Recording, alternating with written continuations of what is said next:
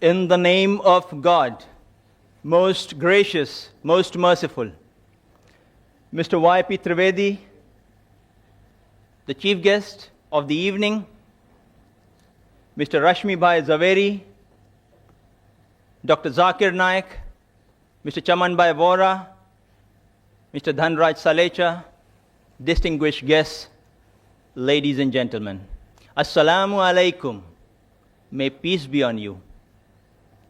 On behalf of the organizers, the Indian Vegetarian Congress, the Islamic Research Foundation, and the Rushdie Foundation, I welcome all of you today to this morning's unique program, a public dialogue on the topic, is non-vegetarian food permitted or prohibited for a human being? It is being held in a spirit of friendship and understanding each other's viewpoints. I, Dr. Mohammed Naik, am the coordinator for this dialogue. Hence, I occupy a neutral position. It is my onerous duty to ensure a fair and proper conduct of this meeting. Therefore, I would request both our speakers as well as the audience to maintain due decorum for a healthy and lively debate, as well as a dialogue. Now we would have the past president of the Indian Vegetarian Congress, Mr. Jayantilal R. Doshi, welcoming and introducing the chief guest of the evening, Mr. Y.P. Trivedi. Mr. Jayantilal Doshi.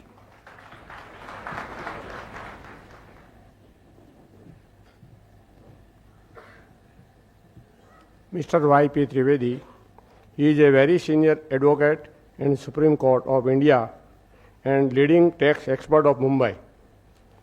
His activity in economics field inside ex-president of Indian Mercantile Chambers and active members of chairman of many other institute, trade and industrial body.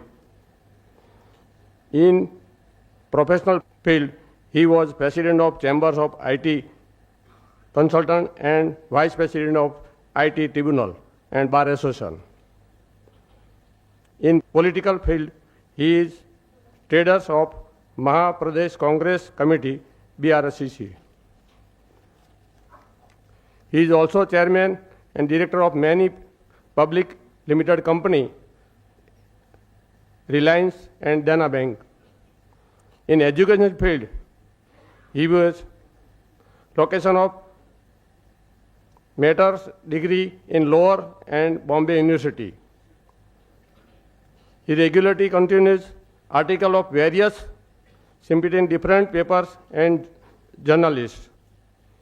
He has addressed a member of senior and meeting of Rotary, Lions Club, etc., and Air India and Doordarshan, etc. Thank you. Now we have Mr. Dhanraj Salecha, President of the Rushdie Foundation, presenting mementos to our chief guest, as well as garlanding him on behalf of the organizers.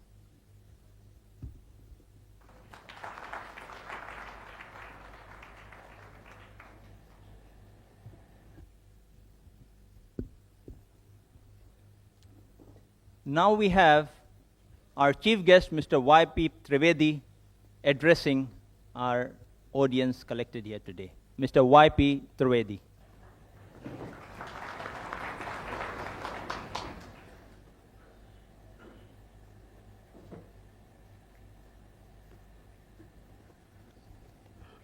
Dr. Zakir Naik, Mr. Rashmi Zaveri, Dr. Mohammed Naik, Dr. Dhanraj Salecha, Chimanlal Vora, and friends. I welcome all the speakers and all of you here to this very healthy debate which is taking place. I believe that this should be the beginning of similar debates which should take place in the times to come. This debate or discussion or the clearinghouse of mind is probably in the best traditions both of the Hindu civilization as well as of Islam. In our mythology and our history, we have such instances of such debates taking place in the courts of kings like Janak, when people from various shades of thoughts, because Hinduism was never following one particular pattern of thinking. There was Bhakti Marg, there was non-dualism, there was Advait Marg, there was Charvaks who did not believe in any god. So all of them, King Janak used to assemble them, provoking them to debate, not trying to influence anybody, but inviting the thoughts and then leaving the debate to the people at large to make up their own mind. So that was the tradition of our Hindu religion in this land of India. That was also the tradition of Islam. In the immediately succeeding years after the demise of Prophet Muhammad, Arabia was the place of learning, logics, mathematics, astronomy. All this was being discussed, and the great scholars of Arabia imbibed the thought, made inquiries, and transformed that knowledge thereafter to the Western world. According to me, the Renaissance movement in Europe owes its origin to the thinking of these Arab thinkers who were great stalwarts in their own time. We very often associate Arabia with thinking about Arabian Nights. But let me tell you that apart from the strides which they made in the field of fiction and some of the most imaginative fictions, at the same time in the field of science, technology, thinking, logics, mathematics, they made great strides. That is why today also, in spite of all the achievements, the West is still talking about the numerals as the Arabic numerals. And this is how Islam also in those days used to think openly. That tradition has been continued because I believe in the realm of King Akbar. He also used to call people from all religions, even the Christians who came at that time. They landed on the shore of India. They were also called and they were asked to explain what are the tenets of the religion. So this sort of a healthy debate is something which is an absolute necessity for the development of any cultured, civilized and tolerant society. Dr. Vora said that he is neutral. Let me tell him and all of you, I am also neutral. If I would not have been neutral, I would not have been made the chief guest. And I do not wish to desire to make any final comment on the subject. But one school of thought I would like to narrate here, which I read at some place, that all those animals in nature who are grass eaters, the animals which are thriving on leaves, they have got bovine teeth. They do not have canine teeth. All those animals which are eating flesh, meat eaters, they have got canine teeth, what we call rakshi. Human beings is the one species which has got both bovine teeth as well as canine teeth. So it is very likely that nature wanted this species to survive. Nature considered that this species, human beings, are the most important species which should be there in this world. They should try to contribute, they should try to carry my message and take it further. So they wanted, the nature probably wanted this species to survive under all circumstances. Nobody can deny. Then the early Homo sapiens or Homo erectus, they were all flesh eaters. At that time there was no agriculture. If you look at the evolution as we now learn from science, it is only the advance of civilization that people started taking to agriculture. When they started taking to agriculture and started growing corns, Some of them became vegetarian, some of them remained non-vegetarian, some of them became the mixture of both. They also took vegetarian as well as non-vegetarian. And most of the non-vegetarian people today also eat vegetarian food as a part of their diet. I believe that in this aspect, when you are talking whether it is permitted or prohibited, we are talking about permission or prohibition by the religion. In this one aspect, Dr. Naik, I would probably like to differ from you. I believe that it is not the function of religion to tell us what we should eat and what we should not eat. Religion should try to purify our soul, purify our conscience, talk about good behavior, lead us to the path of God. What we should eat, what we should not eat is something which the doctors should tell us. The nutrition experts should tell us. It is not the function of the religion to say you shall not eat garlic, you shall not eat onions, you shall not eat ginger.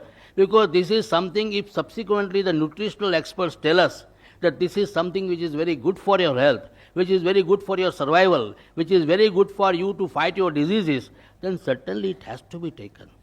Because these are the subjects in modern day science. We have to grow up. We have to think in terms of what is lying ahead of us. We are entering now the next millennium, 21st century. So much is expected from us. Today only I was reading in one of the magazines about the forecast of Nostradamus. And Nostradamus thinks that this particular country, which is surrounded on three sides by sea, that one country will come on the top of the world. And are we going to go into the top of the world, become a superpower, by just clinging ourselves to some of the outdated notions? For example, yesterday, so many people migrated from this country. I was wondering in the heart of my hearts, what is it? There is no scientific explanation all throughout. All people with any basis of logic, all people who knew something about science, they were saying nothing will happen whether 8 planets come in one line or they go zigzag. Nothing is going to happen. But then all types of talks were there. Alang, which was our largest shipyard, that was completely forsaken and completely deserted. I was told that for rushing to Rajasthan, I don't understand why people from Rajasthan are so panicky. The Marwadis left everything, came here and made an empire. And the same Marwadis, thinking the 8 planets are there, they ran away. I was told 2,500 rupees were paid for a bus ticket for going back to Rajasthan. And nothing happened. So what is very important for all of us, if this country has to go further, if we as a nation has to make our mark, and probably the destiny is before us, we can reach great strides. The 21st century, as I've always been saying, belongs to India and Pakistan. Both of them, when they will come nearer and nearer, they will be able to become the leaders of the 21st century. And if that is going to happen, then let me tell you, we will have to get out of these old dogmas. What we should eat, we should not eat, the doctor should tell us. If a new scientific discovery is made, and I have been asked that I should eat tomatoes because it fights the cancerous growth, then I must eat tomatoes, irrespective of what my religion tells me. So I think let us go to the scientists, let us develop for ourselves a modern mind, a scientific approach. Then I think today or tomorrow, the whole world is before us. I don't want to comment on or trespass on the domain of the speakers. With these introductory remarks, I am once again trying to point out I am absolutely neutral. And I would like to hear the views of the learned people who have made research on the subject. Thank you very much. Thank you, Mr. Trivedi. Now we have brief introductions of each of the speakers before we get into the mode of formal dialogue program. We have Mr. Chamanbhai Vora, Senior Vice President of the Indian Vegetarian Congress, to introduce Mr. Rashmibhai Zaveri. Well, today I feel very happy to introduce our President Sri Rashmibhai Zaveri, President of the Indian Vegetarian Congress. I think this public dialogue will become very, very interesting, looking to the introductory speech given by our Chief Learned Guest Vice P. Trivedi. So let us hope for the very good dialogue. Now, Rashmibhai Zaveri is a chartered accountant by profession. He is having his own firm, Rashmi Javeri and Company. They are very well reputed as far as the corporate sector is concerned. And he is a very good speaker as far as the religious speeches are concerned. He is a master of many of the religious philosophies. He is a very active member of the Chartered Accountant Society. Himself is the member of the Bharat Jain Mahamandal. He is the founder president of the Forum of Jain Intellectuals, one of the very prominent institutions as far as the Jain people are concerned. And he is very well connected with the Kala Gurjari also. Though he is very young, at the age of 63, he is very energetic, and he looks forward always to this type of dialogues, and today's dialogue is really a very good one. And I especially by giving the introduction of Mr. Rashmi Javeri, I would like to thank our chief guest as well as our Dhanraj ji and our Zakir Naik Sahab for having a very good dialogue, whether by principle a human being can take or should not take the vegetarian and non-vegetarian foods. Thank you very much. Mr. Ashraf Mohammadi to introduce Dr. Zakir Naik. Dr. Zakir Abdul Karim Naik, 33 years, is the president of the Islamic Research Foundation, Mumbai. Though a medical doctor by professional training, he is renowned as a dynamic international orator on Islam and comparative religion. Dr. Zakir removes misconceptions about Islam on the basis of Quran, Hadith, and religious scriptures of various other religions. He also uses reason, logic, and modern scientific facts to remove the misconceptions about Islam. He is popular for his critical analysis and convincing answers to challenging questions posed by audiences after his public talks. In the last 3 years itself, he has delivered more than 300 public talks worldwide. Dr. Zakir also appears on various international TV and satellite TV channels throughout the world. He has also participated in various symposia and such dialogues with prominent personalities of various faiths.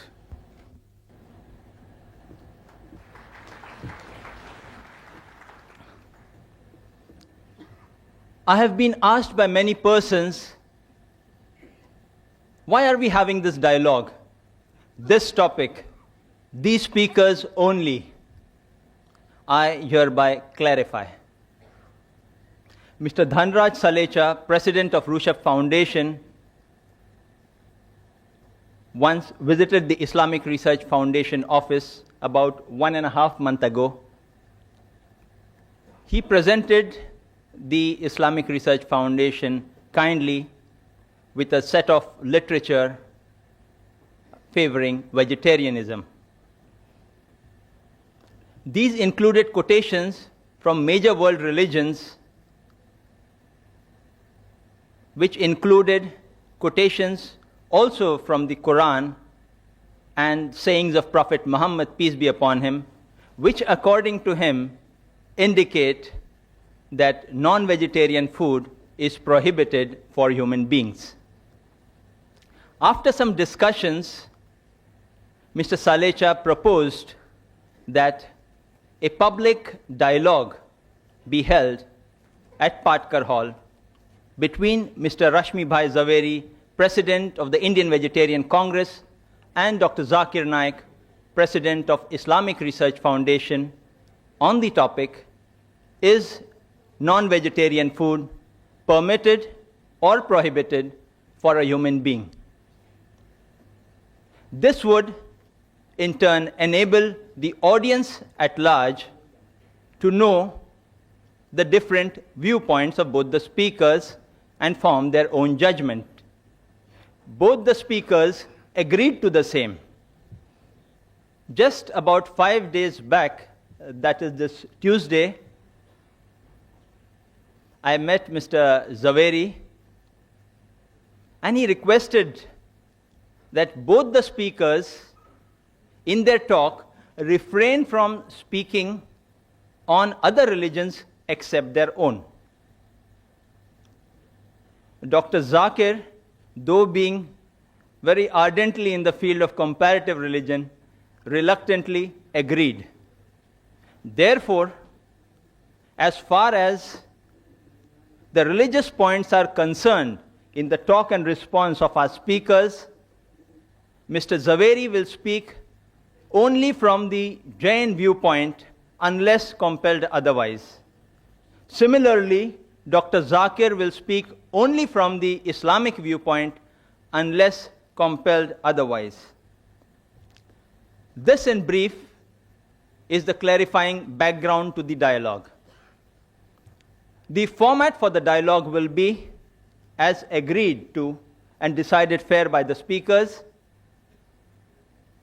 Mr. Rashmi Bhai Zaveri will first address us for 50 minutes on the topic, is non-vegetarian food permitted or prohibited for a human being? Then Dr. Zakir Naik will make his presentation for 50 minutes on the same topic. This would be followed by a response session in which Mr. Zaveri will respond for 15 minutes to the matter presented by Dr. Zakir. Similarly, Dr. Zakir too would then respond for 15 minutes to the matter presented by Mr. Zaveri. When 5 minutes are left for the conclusion of the talk or the response time, I would put before each speaker a plate saying 5 minutes left, in which time they are expected to conclude. Lastly, we would have the question and answer session in which the audience may pose questions to each of the speakers alternately on the question mics provided in the auditorium. Written questions on slips of paper would be given secondary preference if time allows us. Now, I would request our first speaker, Mr. Rashmi Bhai Zaveri, to present his address. Ladies and gentlemen, Mr. Rashmi Bhai Zaveri.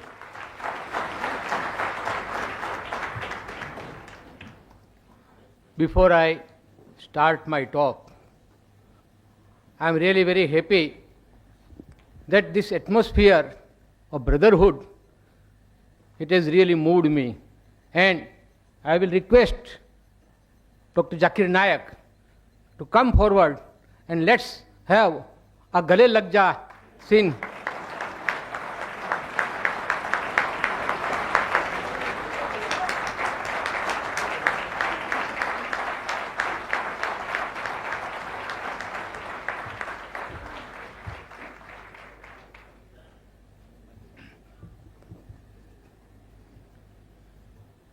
The chief guest of this morning, Mr. Y.P. Trivedi,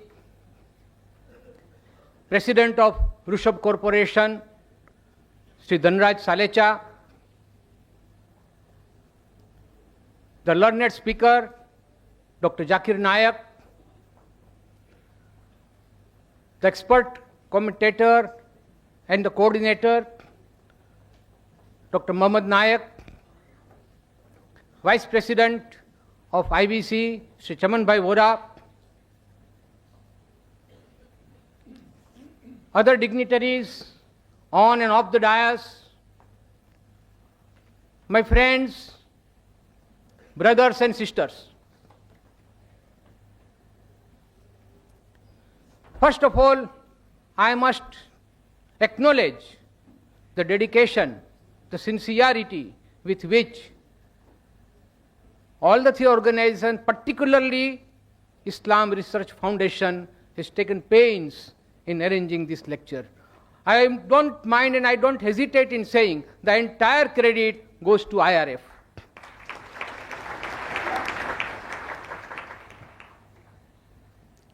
Friends, the topic today is non-veg food permitted or prohibited for a human being? Any argument or any statement for that matter is always to be considered from a relative point of view. There cannot be any absolute truth, there cannot be any absolute statement that it is 100% prohibited or 100% permitted.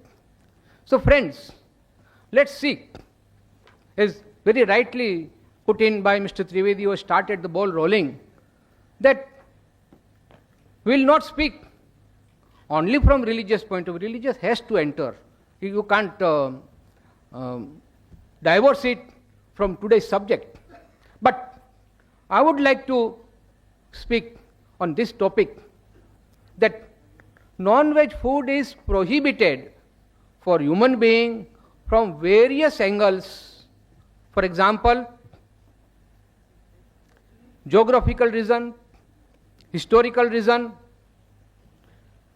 moral, ethical and religious reason, economical, environmental and ecological reasons, natural reasons and psychological reasons, and above all, medical reasons.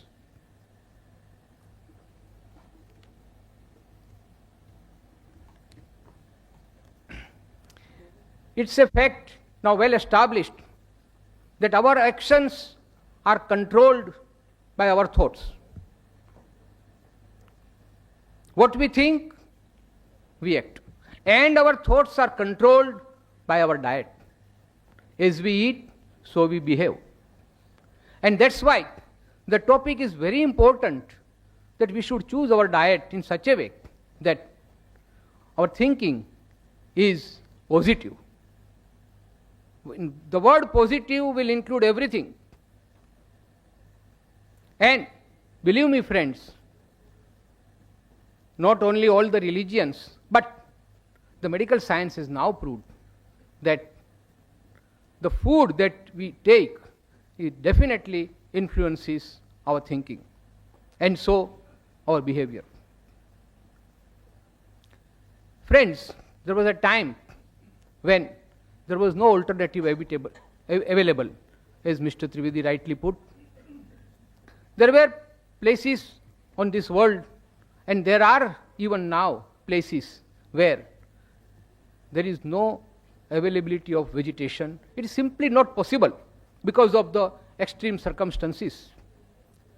But now the world has progressed so much that there is a very advanced system of transportation which is available to us. And any type of commodity, including food, can be transported from one part of the globe to another without any problem. Now that when we have got alternatives, we have to think about this, which alternative is better from all the angles that which I have described earlier. And that's why, friends, I am now coming to my topic proper, that non-veg food is not permitted now at this point of time, not only for India, but for other countries of the world also. First of all, I will say that all Indian philosophies have stated that we should not harm any living being, not only the living beings that we can see, but also those living beings which we cannot see, which are in air, fire, water, etc. But always there is a limit. It's very difficult for a human being to refrain from total ahimsa, total hinsa or violence because of his needs.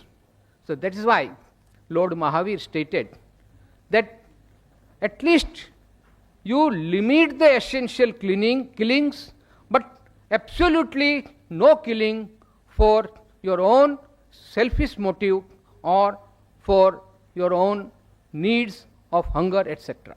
And that is why under Jainism and most of the Indian philosophies, non-veg food is totally prohibited. Now this is a religious aspect. I will not go very deep into it. But the psychological aspect, the effect that non-veg food has on our thoughts and deeds. That is the most important part. The learned authors, I will not now quote the names of the books and authors because that will take time, but I have got all the authorities with me. It is said that veg diet reduces needless suffering in the world and also preserves our ecosystem. See, when I talk about alternative, you look here, or you look at the wild animals who stay in jungle. Those who are carnivorous, they will restrict themselves to meat eating only. But those animals which are herbivorous, they will never go for meat eating.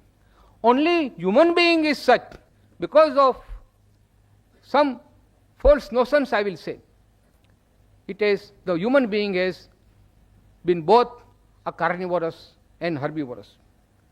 As I said, if alternative is available, why should we go for unnecessary killing? The basic principle underlying this theory is non-violence, love, and compassion for animals, birds, fish, etc. Because flesh food falls in not essential category, while vegetarian food comes under essential category. Psychologically also, cruelty, instant impulses, urges, basic animal instincts, impatience are all the necessary consequences of flesh food. By eating animal flesh, man will ingest all the animal instincts, the 4 basic animal instincts of food, fear, possessiveness, and reproduction. These are there in man, I don't say no, but they are the basic instincts. We have got a reasoning mind. We can rise above these basic instincts. We can control our impulses and urges and then only we can become super animals or super beings. Otherwise, human being and animals, there is no difference at all. But man has additional quality called reasoning mind, which is blunted by the influence of flesh food, and man becomes more like animal. The scientific reason for this is that flesh is an integral part of animal body. It is full of tamasic value. There are 3 types of values: tamasic, rajasic, and sattvic. Tamasic, in short, is the brutal sense or brutal instincts of animal. A man becomes more like an animal. He is callous, he is cruel, he is ignorant if he is eating the food that is the part of the bodies of the dead animals. The crime rate is higher. Aggression is the natural consequences of flesh food. It distorts the thinking and reasoning. It is not only a problem by itself, but it creates many other problems like increase in crimes, cruelty, etc. The virtues like compassion, sharing, self-control are obliterated by the impact of flesh food. If we insist on treating animals more brutally, then our behavior will also become less human and more brutal. I will quote one shairi that what will happen if this animal instincts is so embedded in our heart, what will become of man? आदमी की शक्ल से अब डर रहा है आदमी, आदमी की शक्ल से अब डर रहा है आदमी, आदमी को लूट कर घर भर रहा है आदमी, आदमी ही मारता है मर रहा है आदमी, आदमी ही मारता है मर रहा है आदमी, समझ कुछ आता नहीं क्या कर रहा है आदमी. Friends, this is because the man has become an animal. He does not then distinguish between whether he is an animal or a human being, because this is the influence of the food, the flesh food that he eats. Flesh food is the cause of PMS syndrome, that is preposterous mood swing and psychological distortions. Thus, it is now established that if flesh food is the root cause of moral and spiritual degeneration. We at Indian Vegetarian Congress, we are working for important task, since it will lead to a more humane world at peace with animal kingdom and with each other. We at IBC define a vegetarian as one who does not at any time or under any circumstances eat meat, fish, fowl, eggs, or any other type of flesh food. Vegetarian does not come from vegetable. Now this is very important, friends, understand. The word vegetarian does not come from vegetable. The root is, it is derived from the word vegetus, vegetus, meaning whole, sound, fresh, lively. Nothing is more powerful than an individual acting out of his conscience, thus helping to bring the collective conscience to life. That is what Norman Cousins said. And what does Albert Schweitzer has to say? Until man extends his circle of compassion to all living things, man will not find peace for himself. It is a man's sympathy with all creatures that first makes him truly a human being. Now, friends, I will go next to the most important topic, and that is the medical viewpoint. It's a fallacy, friend. It's a myth to say that we don't get enough protein from veg food. And that is why a man must have flesh food that is rich in protein. I'll come one by one to these myths. First of all, I will first give you examples of those strong animals. Say elephant, say rhino.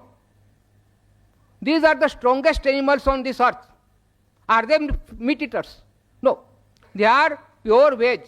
Even if they die, they will not eat meat. Even then, they are the strongest. Take example of horse. We talk about horse power. It's the most powerful creature useful for our purpose, and that is also a pure vegetarian. And take examples of cattle, cows, bullock, and other animals. They are not only useful to us, but they are pure vegetarian. My point here is that those vegetarian animals are strong enough and they don't need any flesh food. In fact, if stupidly flesh food is given to these veg animals, what will happen? You all know about the mad cow disease, the syndrome called BEC. Friends, this BSE, bovine spongiform encephalopathy. You know what happened a few years back in England? It was a result of feeding rendered sheep byproducts to cattle as protein supplement. These sheep were infected with scrapie, an AC disease known for over 200 years. Now, if sheep food can make a cow mad, what do you expect the result on human being? Millions of innocent cows were killed mercilessly just because they were suspected to be infected with BSE, and that too for no fault of theirs, but the stupid ways of feeding sheep protein on absolutely unnatural diet for a cow. So is the case with humans. Animal protein is not natural for us. Similarly, millions of chicks were destroyed in Eastern Asia countries because they were infected with certain disease. Now coming back to healthy diet, I will quote from one Dr. Dean Ornish, who has written a very learned book on how to reverse heart disease without surgery or drugs. And this book, my friends, is the best seller in America now. It has really created interest in the people of America and all over the world for that matter, that veg food is definitely better from medical point of view. He has given two types of diet, one reversal and one prevention of heart disease. Both are strictly veg diets because he has proved scientifically that veg food is the best food for a human being. It not only helps heart patients but also reduces risk of other degenerating and fatal diseases caused by flesh food, diseases like cancers of colon, cancers of breast, cancers of prostate, obesity, high blood pressure, stroke, diabetes, gallstones. The Surgeon General of America has confirmed this in the report on nutrition and health. He has given certain facts for protein. Friends, we'll have to be a little technical about it. The protein is formed from building blocks called amino acids. These are of million varieties, of which only 3 are critical for us: lysine, tryptophan, and methionine. All these are available in animals as well as veg, plant food. But when one consumes animal food, forgetting these 3 critical amino acids, one also consumes unnecessary elements like cholesterol, saturated fat. Friends, these are the 2 things that are the prime reason, the killers for human being: cholesterol and saturated fat. Now let us address the issue that is universally put forward, that we do not get sufficient protein from vegetarian food. And so we have to turn to flesh food for adequate supply of amino acids. Now this is a fallacy.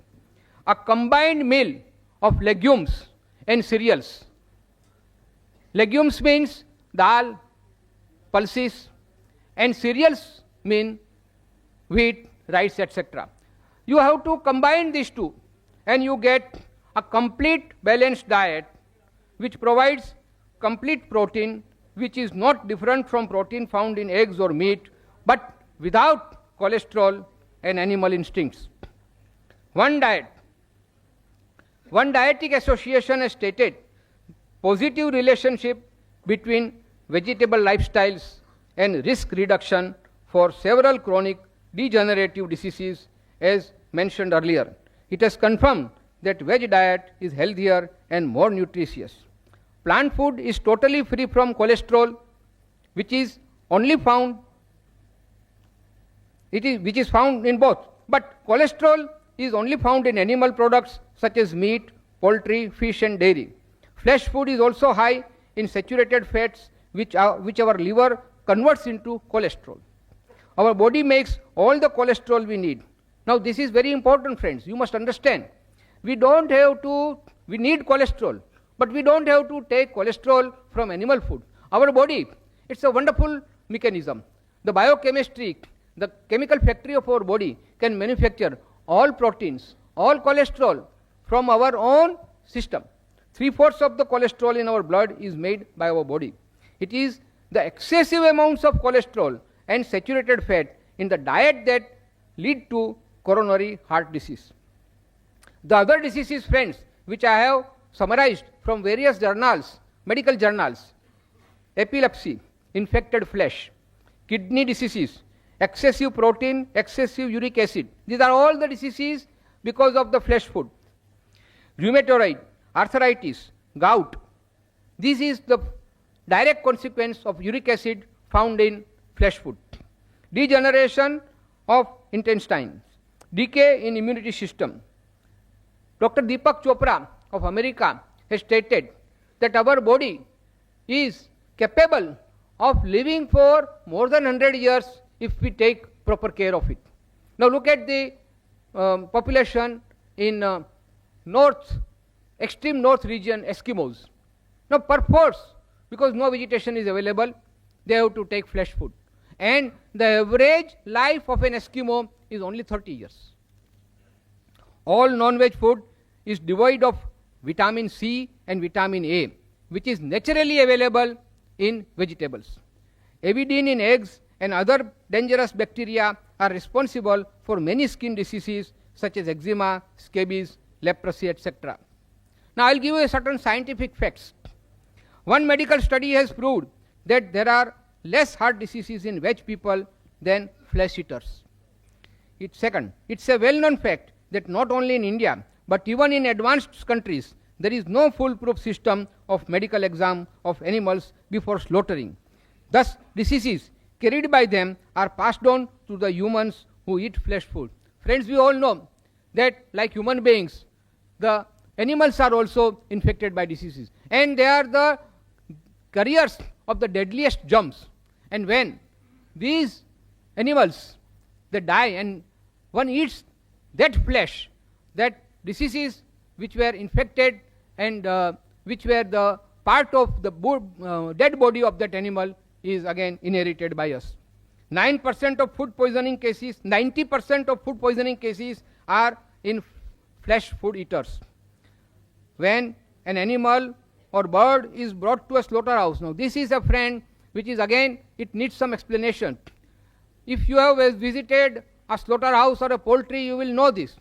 When the animals are brought to the slaughterhouse and when they know that they are going to be slaughtered, the pain, the agony, the anguish that runs in the system, it gives rise to adrenaline, the hormones, which mixes with the blood and into the flesh. Now these instincts of fear, anguish, anger, despair, all negative points are then becoming part of the flesh food and it passes on to the person who eats. And that is why, friends, I say that when one eats flesh food, he becomes more like animal and less like a human being. I will now turn to the fallacy that eggs are necessary for growing children because they contain protein. As I said, excessive protein is more harmful than useful. And the protein that we find in pulses, in cereals, is much more richer and natural than the protein, the excessive protein we find in animal food. Now I'll give you the example of egg. Each egg weighs about 100 grams and has 170 calories. It contains 13.6% of protein, as against that any dal or pulse will contain 24% of protein, much more than the egg.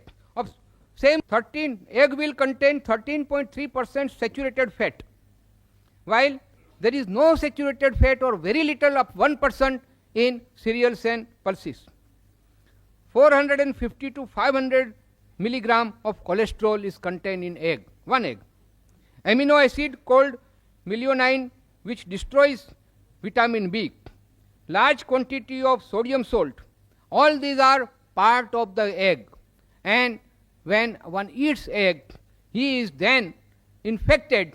His body is infected because of this excess protein, cholesterol and saturated fat. It does not contain any carbohydrate. It does not contain any fiber. Friends, the medical science has now come forward and stated that for our digestion, we must have fiber. And fiber is found only in vegetable food and not in the flesh food at all. Now, cost-wise, I am only comparing the egg now. Cost-wise, for 1 gram of protein, the cost of egg is 4 to 5 times more than the pulses, wheat or soya bean. Cost of 100 calories, it is almost 10 times the costlier than the pulses.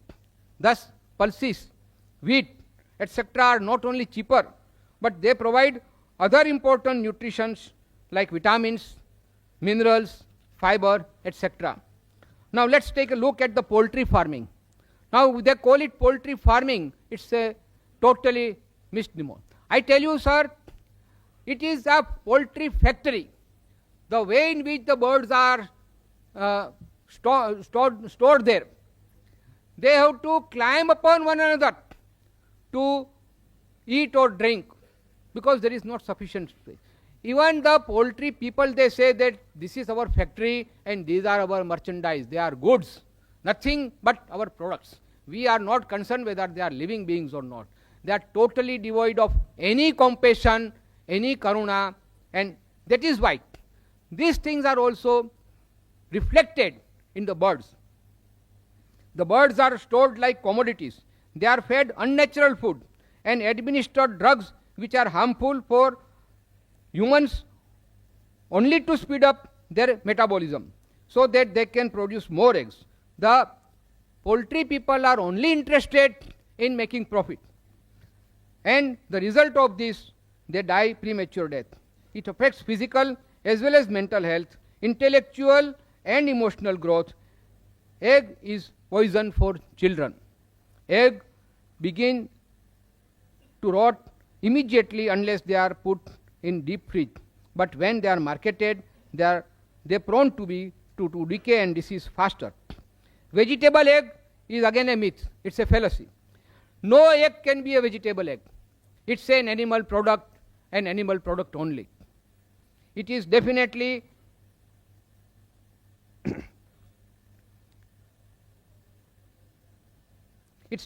an animal product. It can never be called vegetable item. It's a misnomer. It's a deception. Friends, I will now turn to the economical aspect.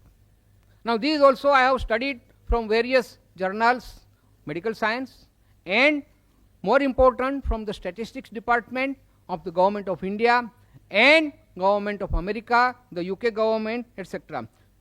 But I will not, that's why, give you the citations during my talk, but I will give you the summary. UK.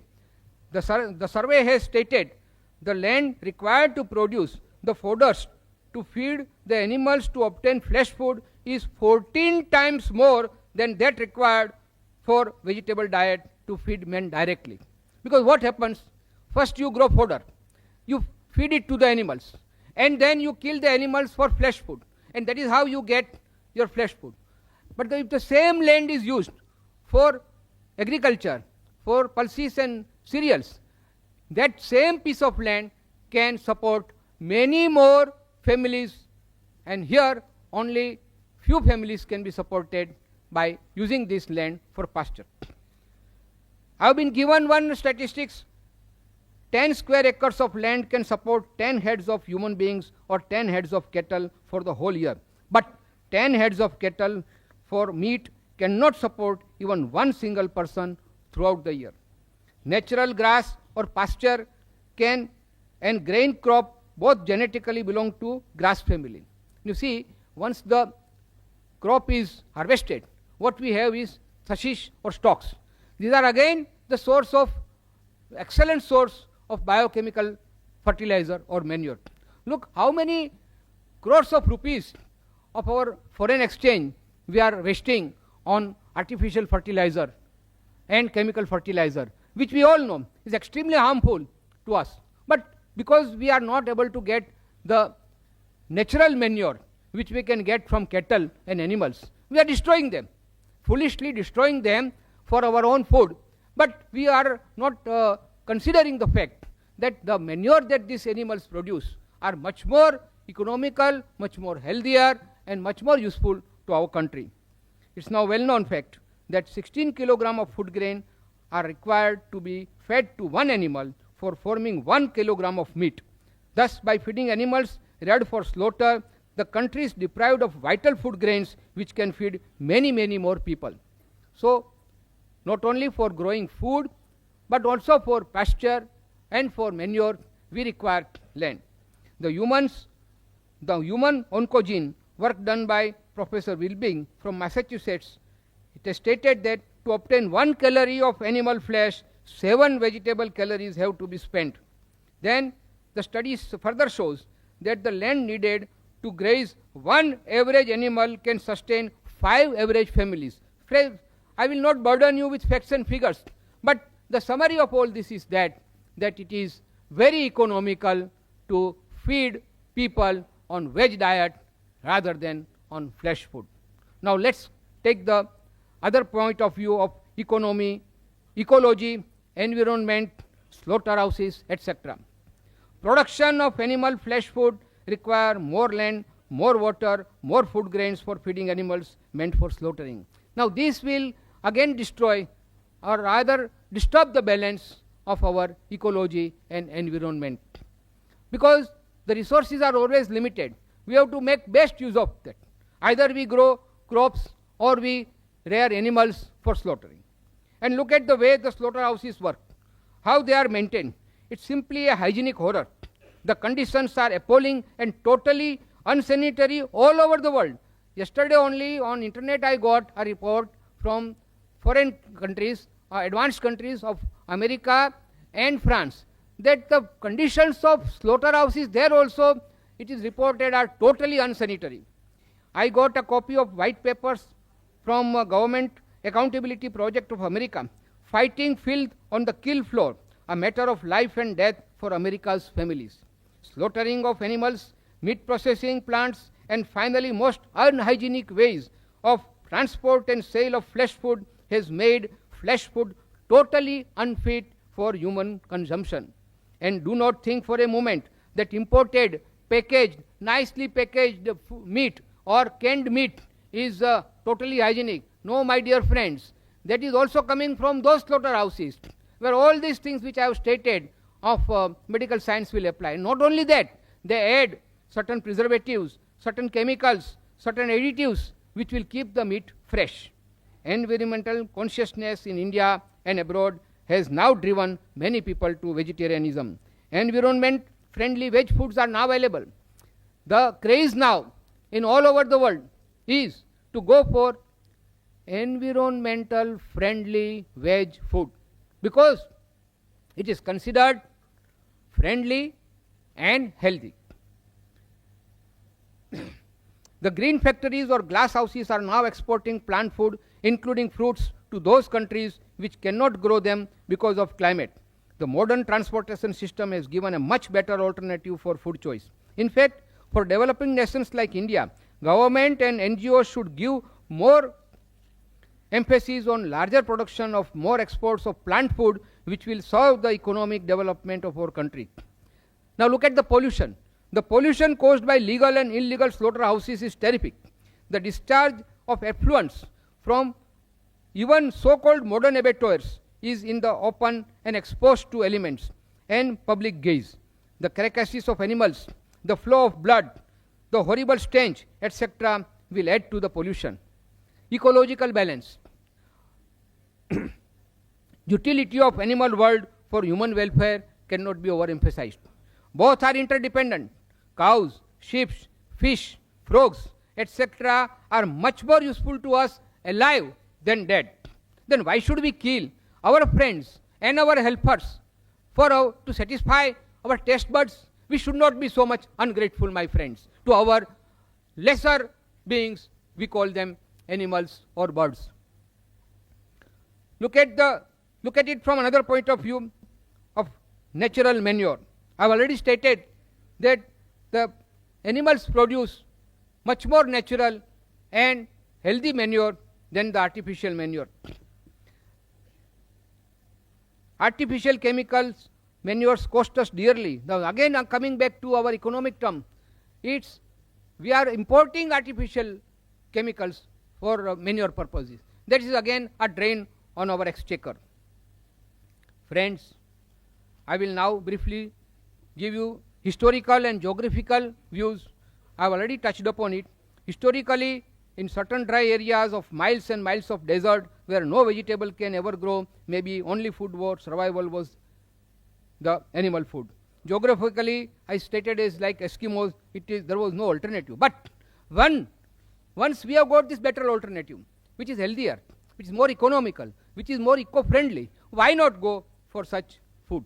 And friends, I will now go to the most important point, which will prove my point beyond any doubt that why man is vegetarian by nature. I have got some 16 points here to compare how our body is built up. As Mr. Trivedi has started the ball rolling in this fashion of bovine teeth and non-bovine teeth. Now I will first say about herbivorous. Teeth of herbivorous animals are embedded in the jaws, short, blunt, close to one another.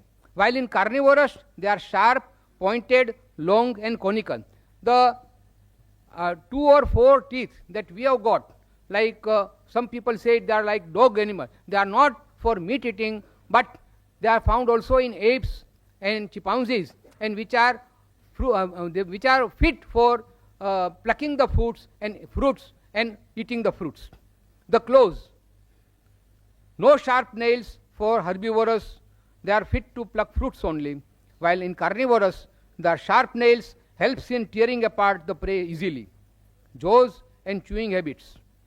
Jaws of herbivorous will move up and down, left and right, that is in all directions. They swallow their food after chewing, while the carnivorous, the lower jaw moves upwards and downwards only. They swallow their food without mastication. Now, friends, you go on comparing this. I will only say herbivorous and carnivorous. It is for you enlightened friends to see how our human body and parts of our human body will fit, whether it will fit with herbivorous animals or with carnivorous animals. Tongue. The tongue of herbivorous is quite smooth, while that of carnivorous is very rough. Water drinking habit. That's a very important thing. My friend Dr. Paresh Dalal told me. He said that these herbivorous animals, they drink water with lips by suction, while all the carnivorous, they drink the water with tongue, they lap up. We don't do it. We always use our lips. Now come to the length of intestine. Longer intestines are found in herbivorous, about 4 times the body length. This cannot quickly expel the flesh food, while in carnivorous, smaller size of intestine, almost equal to the body length, and helps to expel flesh food before it gets contaminated.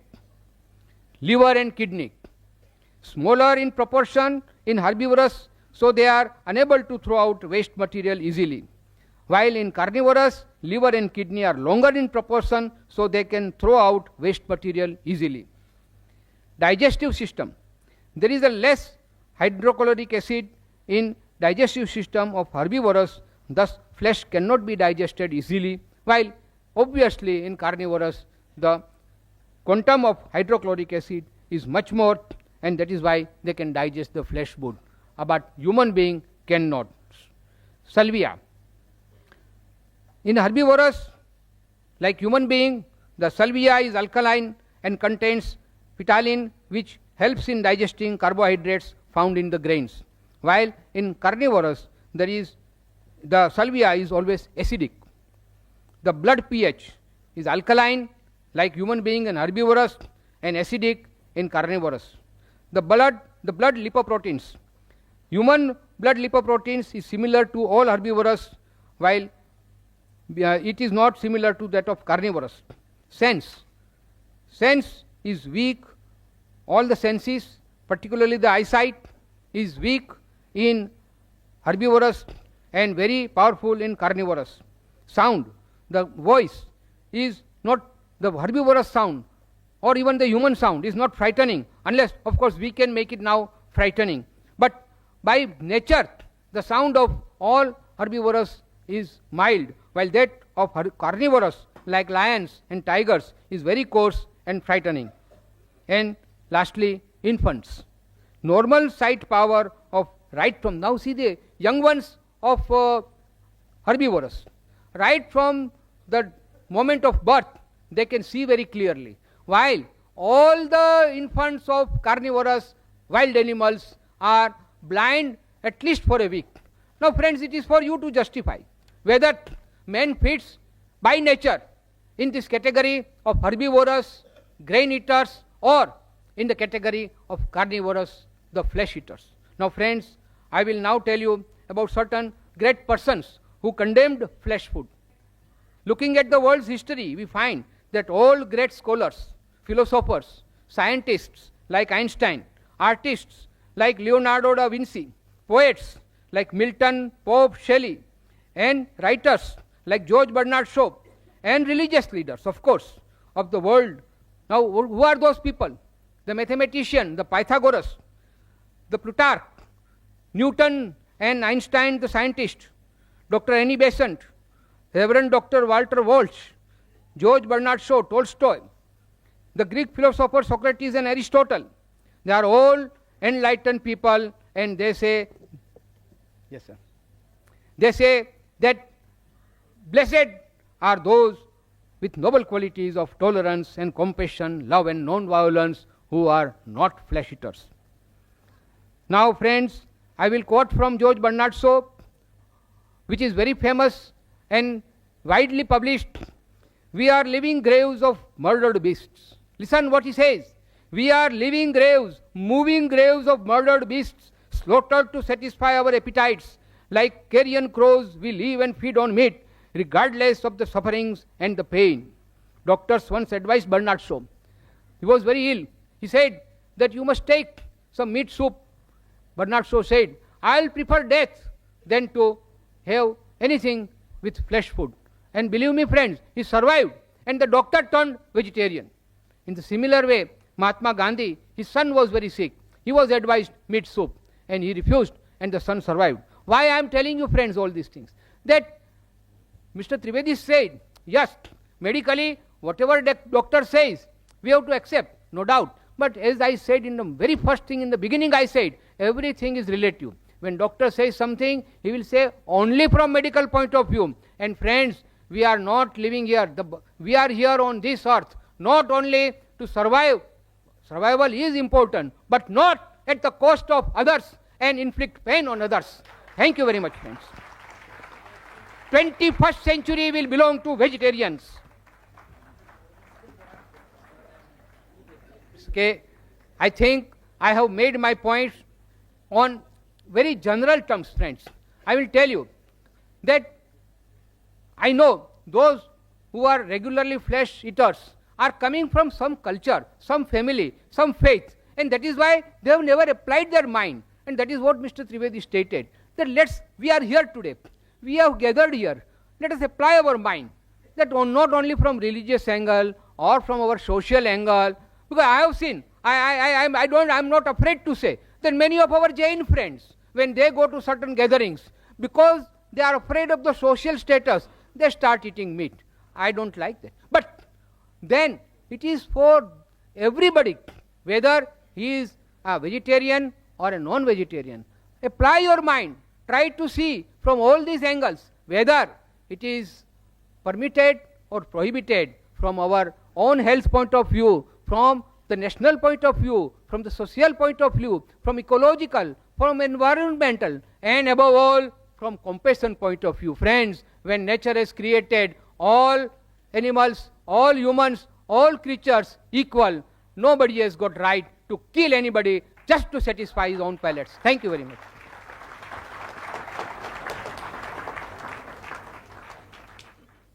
Ladies and gentlemen, Dr. Zakir Naik to present his talk.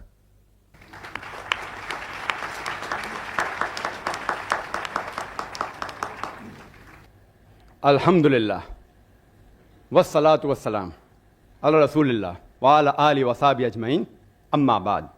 A'udhu billahi minash shaitanir rajim, bismillahir rahmanir rahim. Ya ayyuhal ladhina amanu, awfu bil uqud, uhillat lakum bahimatul anam, illa ma yutla alaykum. Bismillahir rahmanir rahim.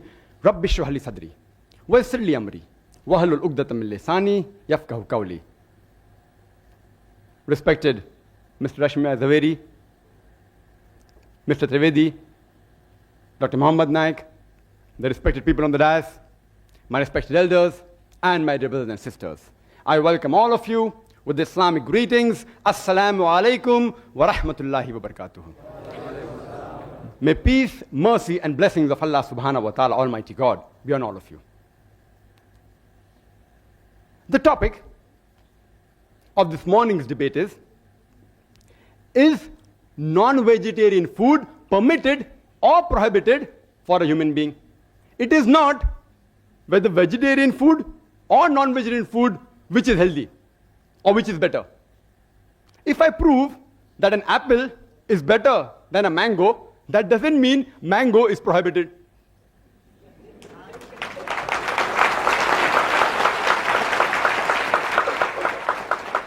This statement is sufficient to end the dialogue for me, but I have to reply.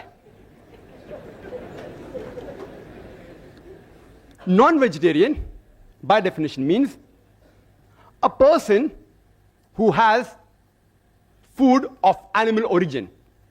It does not mean a person who does not have vegetarian food. It does not mean a person who does not have vegetables and fruits. Let it be very clear to all of you. A more technical and a scientific word is an omnivorous diet. A person who has many types of food, especially foods of plant and animal origin. Vegetarian, as Mr. Rashmi has very rightly said, it doesn't come from the word vegetables. It comes from vegetas, which means full of breath, full of life. He didn't give a better explanation. We can talk about it. And he didn't speak. There are various types of vegetarian. We have fructarian, who only eat fruits and nuts. Then we have the vegans, who don't have any animal products. We have lacto-vegetarian, what I believe Mr. Hashmi Zaveri is, they have milk.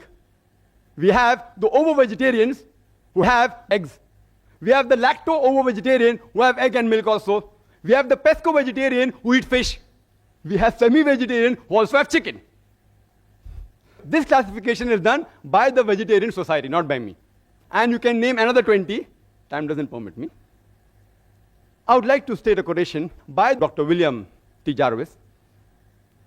Dr. William T. Jarvis, he is the advisor to the American Council of Science and Health, ACSH. And he's also the professor of public health and preventive medicine in the Loma Linda University. And he's also the founder and the president of the National Council Against Health Frauds. And he's the co-editor of the book, The Health Robbers, a closer look at quackery in America. Most of the quotations are from America. And according to him, he classifies vegetarian based on the behavior standpoint into two categories: pragmatic vegetarian and ideological vegetarian. A pragmatic vegetarian chooses his diets on objective health reasons. He is more reasonable in his approach rather than emotional. The ideological vegetarian, on the other hand, he chooses his diet based on a principle, which is based on an ideology. He is more emotional rather than reasonable.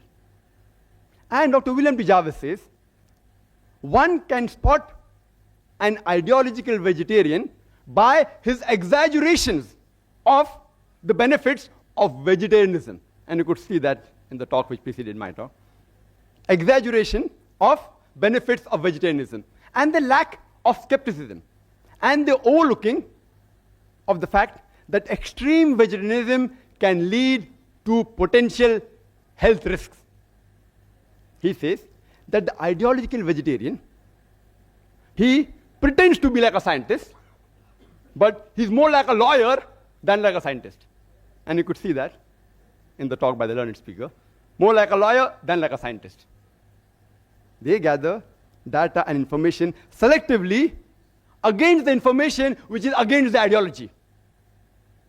This may be good for a debate like the one we are having, but not for engendering scientific understanding. Dr. William T. Jarvis says that ideological vegetarianism is filled with hypotheses. It is filled with extremism from which even scientists and doctors are not immune. And that you can see the quotation. Mr. Hashmi Zaveri has said several diseases. And it's possible for me to refute each and every, but if time permits. He's talking about science, but the approach was not scientific. All can be prevented very well. Prevention is better than cure, is the base of the medicine, which time will not permit me to go into health reasons, etc. In the rebuttal, if time permits, I'll try and cover most of the other aspects. And health, I will try and cover in the rebuttal. Let's analyze the various reasons why a person chooses a food habit.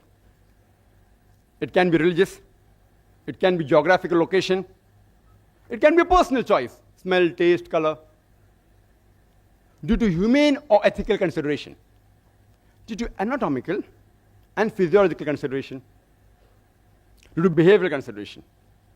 It can be due to ecological and economical consideration. It can be due to nutritional value or due to health and scientific reasons. Health and medical reasons. Let's first analyze the religious reasons. Mr. Trivedi said that religion should not interfere with the human being where it's concerned what we should eat and what we should not eat. That we should leave it up to the doctors.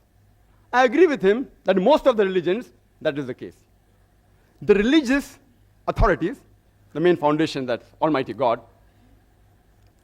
if he's not a doctor, the God that you worship is not a doctor, then you should not follow him. He says leave it to the doctors. But in Islam, we believe Allah subhanahu wa ta'ala, Almighty God, is our creator.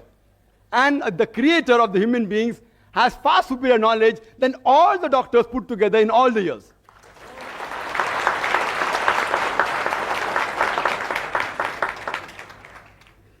And you can find the statements, as Mr. Ashmed Zaveri said, all from doctors. He's quoting from these books, which I think is available for sale outside, all these books. I will touch on some of these points, all out of which many are fictitious. Fictitious don't exist at all. Some are irrelevant, some are untested, and some are truths which are half-baked truths. I would like to make one point crystal clear. That while I prove undoubtedly that non-veg food should be permitted for the human beings, I do not have the slightest intention to hurt the feelings of any vegetarians. And while I prove logically and scientifically that non-veg food is permitted, and if someone feels hurt, his sentiments are hurt, I apologize in advance. I sincerely apologize. My intention is not to hurt anybody's feeling, but I have to reply to the presentation of the earlier speaker. As far as Islam is concerned, it is not compulsory for a human being to have non-veg. A Muslim can be a very good Muslim even by being a pure vegetarian. But when our Creator, Almighty God Allah subhanahu wa ta'ala, gives us permission to have non-veg, why should we not have it?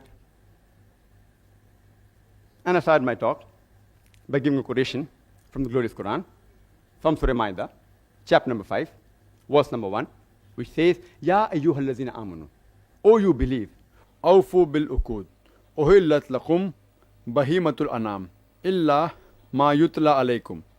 Fulfill all your obligations, and lawful for you for food are all four-footed animals with the exceptions named. Quran further says in Surah Nahl, chapter number 16, verse number 5, that cattle has been created by God for you. In it are various benefits. You derive warmth, and of the meat you can eat. The same message is repeated in Surah Mu'minun, chapter 23, verse 21, that you can have the meat of the cattle. Let's analyze the geographical reasons and the surrounding environment. And as we know, it influences a person's food habit.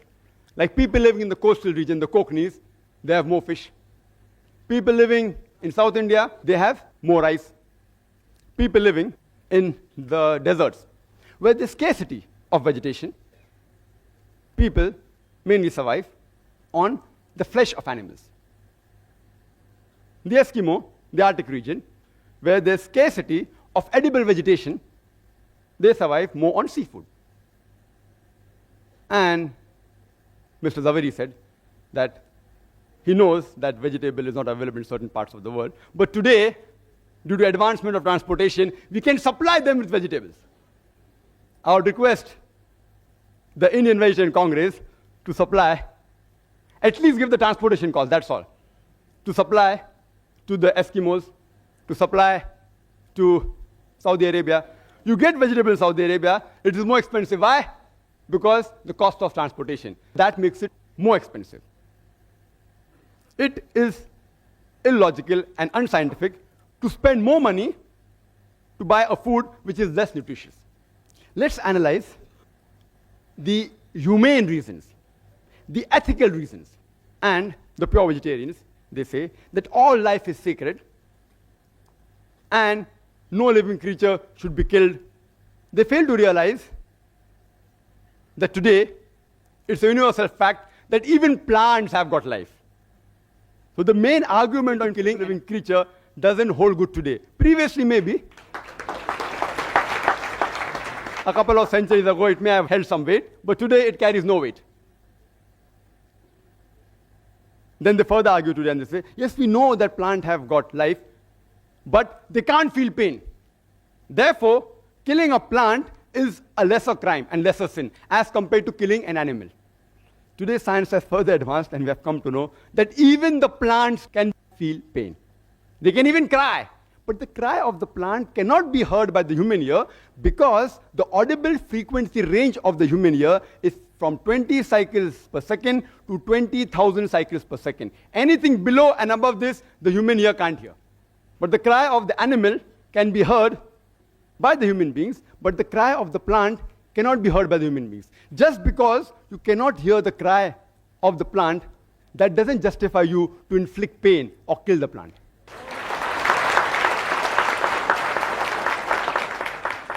There was an ideological vegetarian who had a discussion with me and told me that, Brother Zakir, I know that plants have life, they feel pain, but plants, they have got about 2 senses less as compared to the animals. I said, for sake of argument, I agree with you. But then I asked him a simple question. Let's suppose your brother is born deaf and dumb, cannot hear, cannot speak, 2 senses less. And when he grows up, and when someone comes and murders him, will you go and tell the judge, oh me Lord, give the murderer less punishment because my brother had 2 senses less? In fact, you will say, usne to masoom ko mara hai. He has killed an innocent person. Give him a bigger punishment. And further, if you analyze that in Islam, as far as living creatures are concerned, there are 2 types, broadly classified 2 types. Human beings who are living creatures and non-human being living creatures. As far as killing the human beings are concerned, Quran says in Surah Ma'idah, chapter number 5, verse number 32, that if any person, if anyone, kills any human being, unless it be for murder or for spreading mischief in the land, it is as though he has killed the whole of humanity. And if anyone saves any human being, it is as though he has saved the whole nation. If any person kills any human being, Muslim or non-Muslim, unless it be for murder or for creating mischief, Quran says he has killed the whole of humanity. If you save any human being, you have saved the whole of humanity. As far as non-human being living creatures are concerned, no human being should harm them unnecessarily, should not kill them unnecessarily for sports or for fun or for target practice. But if it is for your security and for your safety, you can stop them, you can even kill them. Or if you want for lawful food, but not just for fun and frolic or for hunting. Even if I agree that the plants are a lesser species as compared to the human beings, if you take the life of one animal, an average animal, it can feed about 100 human beings. For the same 100 human beings, you may have to kill more than 100 plants. So is it preferable to take the life of one living animal or the life of 100 living plants? Which is a bigger sin?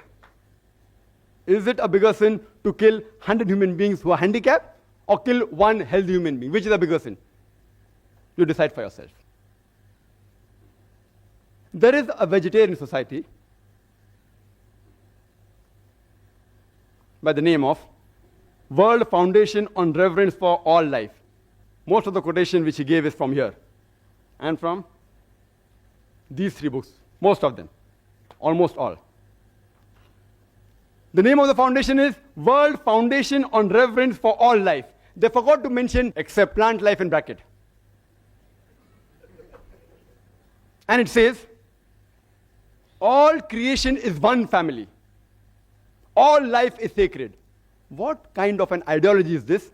That you permit the killing of one family member, but do not permit the killing of the other family member. It's illogical and unscientific.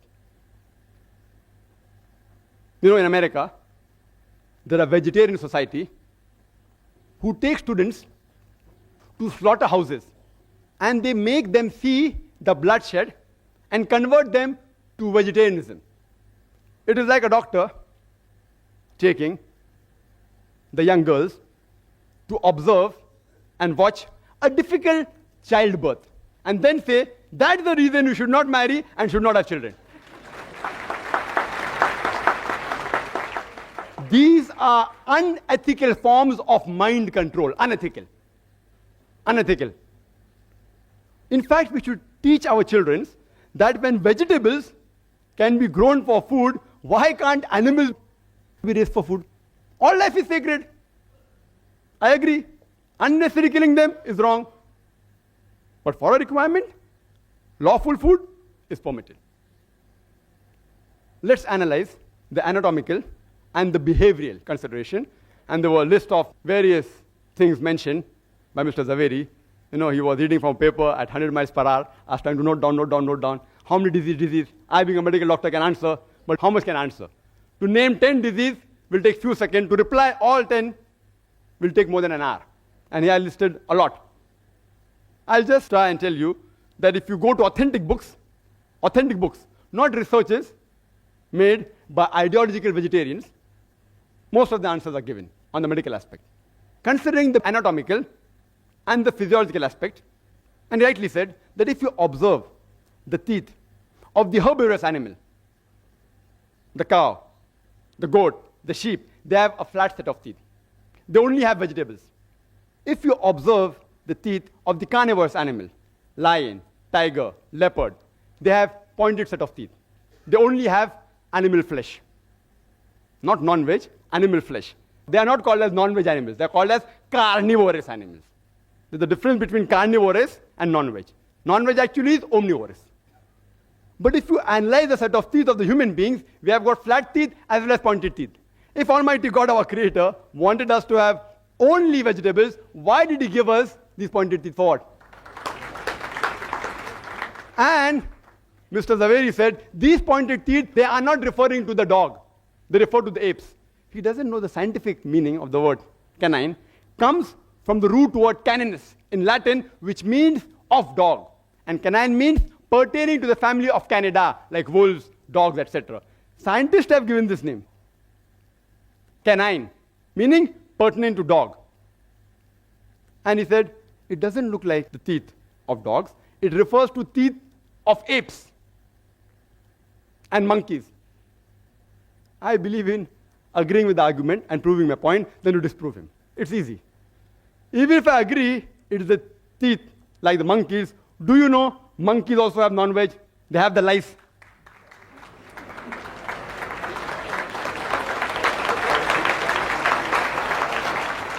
There are many species of ape who even have raw flesh of animals. Many species of apes who have raw flesh. They're omnivorous. Who says they're carnivorous? They're omnivorous. They aren't pure veg also. And many species are even called as cannibals. Some species of apes and monkeys. If you analyze the digestive system of the human being, it can digest both veg as well as non-veg. If Almighty God wanted us to have only vegetables, why did He give us a digestive system which can digest both veg as well as non-veg? And Mr. Zaveri said that we cannot have raw flesh. I agree with him, most human beings cannot have raw flesh. In the same way, most of the human beings cannot have raw vegetables, raw vegetarian diet, like raw wheat, raw rice. Can you have it? Raw moong, raw drumstick. Can you have? You'll get indigestion. So what is the argument? No, you have to cook them. I know as a medical doctor that raw wheat, raw rice, raw drumstick, if you have, you'll have problems. You can't digest them. So you have to cook them. Similarly with the flesh, we non-vegetarians, we cook them for easy digestion. But yet, there are certain human beings who even have raw meat. He gave the name of Eskimos. He didn't tell the root word meaning. The root word meaning of Eskimo, it literally means eaters of raw flesh. So there are human beings who even have raw meat. They are conditioned. Tomorrow if you are conditioned to eat raw wheat and raw rice, even you may be able to digest it. But most human beings cannot digest certain raw vegetables. That doesn't mean you should not have rice, you should not have wheat, that you should not have drumsticks. There are, in the herbivorous animal, an enzyme known as cellulase enzyme. And every vegetable has cellulase. And this cellulase enzyme helps in digesting the vegetables. We human beings we don't have cellulase enzymes.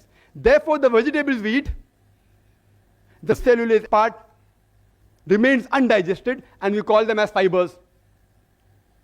It's undigested.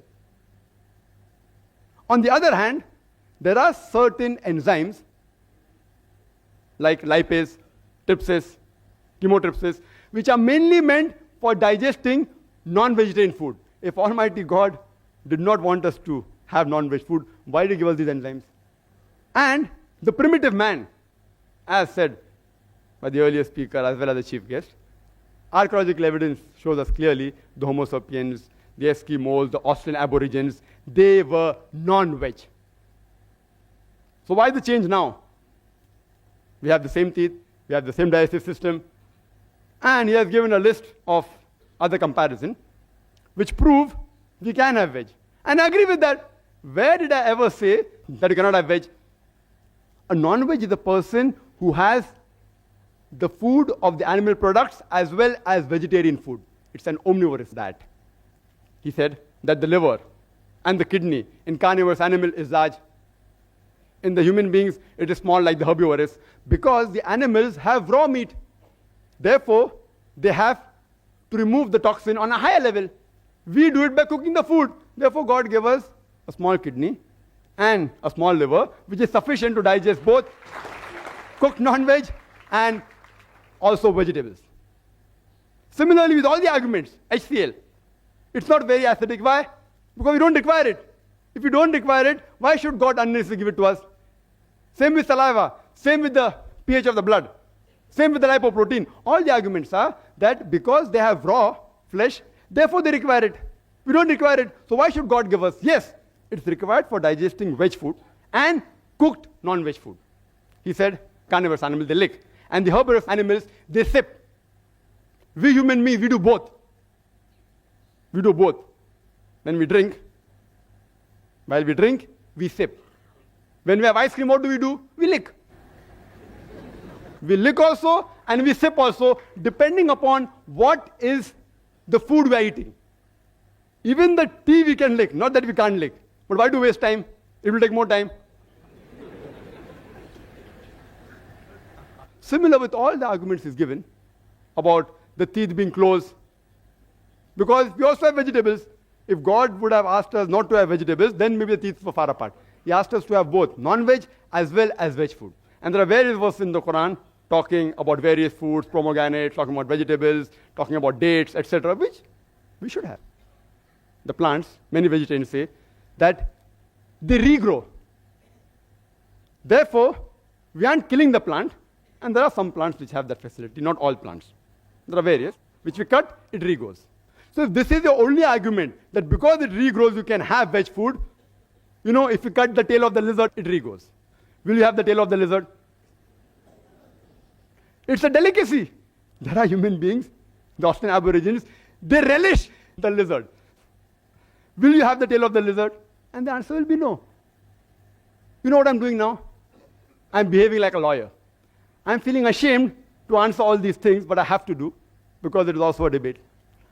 I had come here so that we understand better and have a friendly understanding of each other, but I have to behave like a lawyer also, besides being logical and scientific, because the arguments put forth, anyone who has general knowledge can reply. But because people don't have general knowledge, many people aren't aware. That's why these arguments may satisfy many people.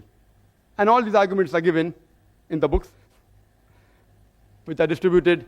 Meat Eating, 100 Facts by Nemi Chand, distributed by Jain organization, also by the Indian Vegetarian Congress. This is a book given to me by Mr. Zaveri. 100 Facts about egg, vegetarian or non-vegetarian. Each and every argument can be disproved. Certain things I know, that non-veg causes diseases which can be prevented. Let's analyze the behavioral consideration. He gave certain arguments. The food we eat has an effect on our behavior. I agree with him to a certain level. The food we eat has an effect on our behavior. That's the reason we Muslims have the flesh of herbivorous animal. like goat, sheep, who are docile and peace-loving. We want to be peace-loving and docile. Don't have the meat of the carnivorous animal like lion, tiger, dog, pig, etc. And the Prophet clearly says all these animals are prohibited. We are peace-loving people. Therefore, we want to have animals which are peaceful. And countering argument, you all eat plants and you all behave like plants. That is suppression of the senses. A lower species. I know scientifically it is wrong. I'm only behaving like a lawyer. I feel ashamed to speak these points as a medical doctor. It's not true that you eat plants, you behave like plants. But the argument he has put forth, I'm giving a counter reply. You eat plants and you behave like plants, weak and suppressed, can't move properly. I'm sorry. I really apologize. I apologize. I have to reply to the arguments. I apologize if I've hurt the feeling of any vegetarian. It is not scientifically true. It's just an argument, a counter argument. Further, he gave the list of various peace-loving people like Mahatma Gandhi, and I respect Mahatma Gandhi because he has done certain good things for India and humanity. But if, because Mahatma Gandhi was peaceful, indicates that if you have veg food makes you peaceful, then today if you analyze the list of the Nobel Prize winners for peace, almost all, or most of them are non-vegetarian. Menachem Begin, non-veg. Yasser Arafat, non-veg. Anwar Sadat, non-veg. Mother Teresa, non-veg. Mother Teresa.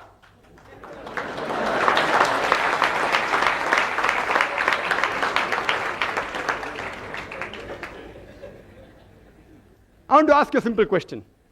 Which man in the history of humankind is known maximum for killing maximum human beings? Can you guess?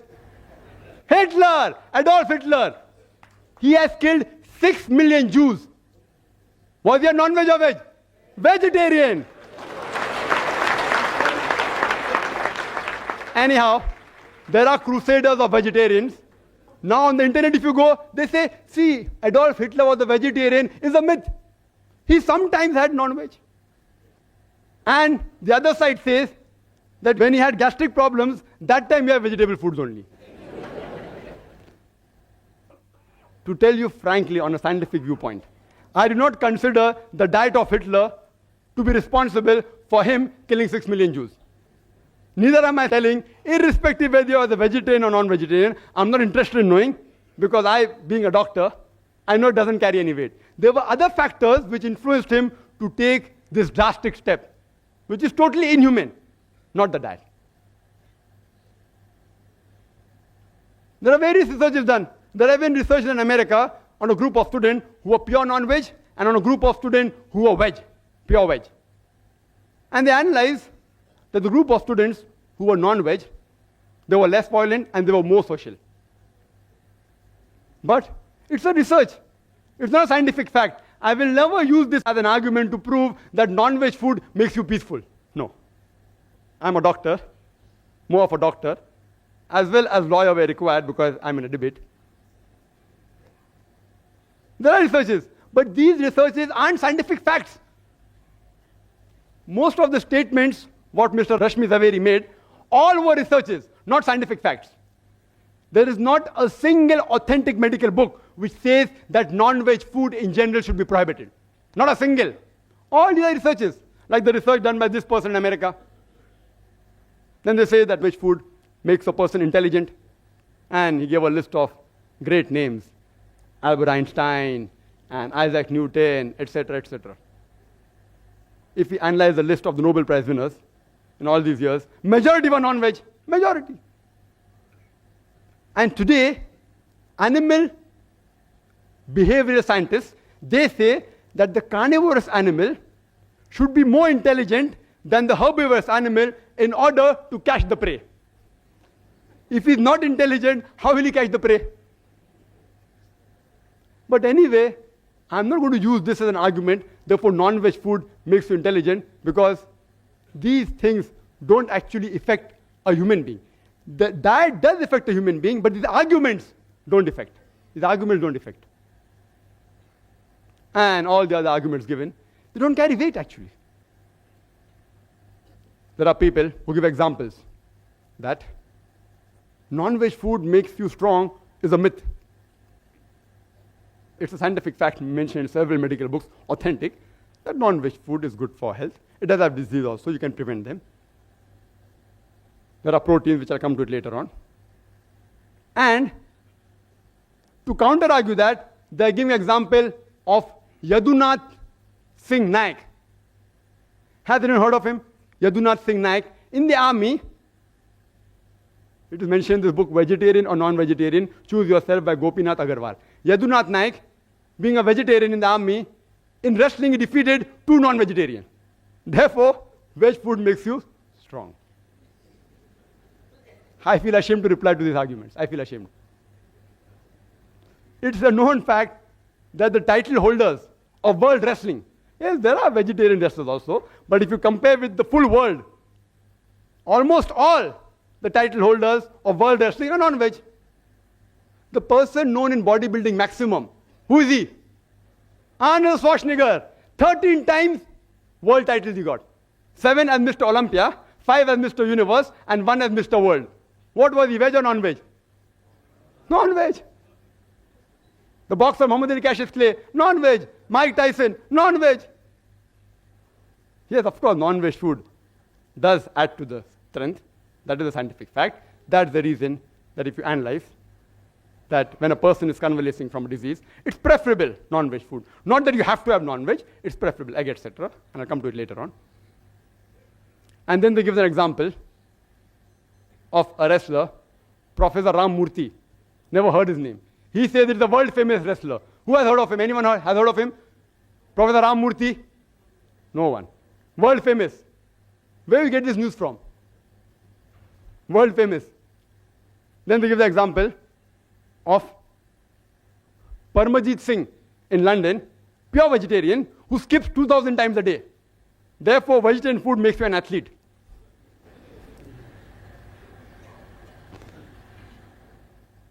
If these are the arguments supposed to be scientific, I really feel ashamed. Most of the athletic record holders, here's the Guinness book. You can go through it. I've brought it along here. All mentioned about bodybuilding, athletic, 100 meters dash, all these people. If at random also you check up their dietary history, even giving benefit of doubt, more than 80 to 90% will be non-veg. But I will be a fanatic if I say that all these records are only due to the diets. I'll be a fanatic. A few records may be related to the diet, but not all. For the argument they give that the smell and the sight of a carnivorous animal is strong. The night vision is strong. As Mr. Rashmi Javeri said, night vision and sense of smell is strong in carnivorous. In herbivorous, it is less. In human meat, it is less. Therefore, we should be vegetarian. There are herbivorous animals, like the bee, whose sense of smell is very strong.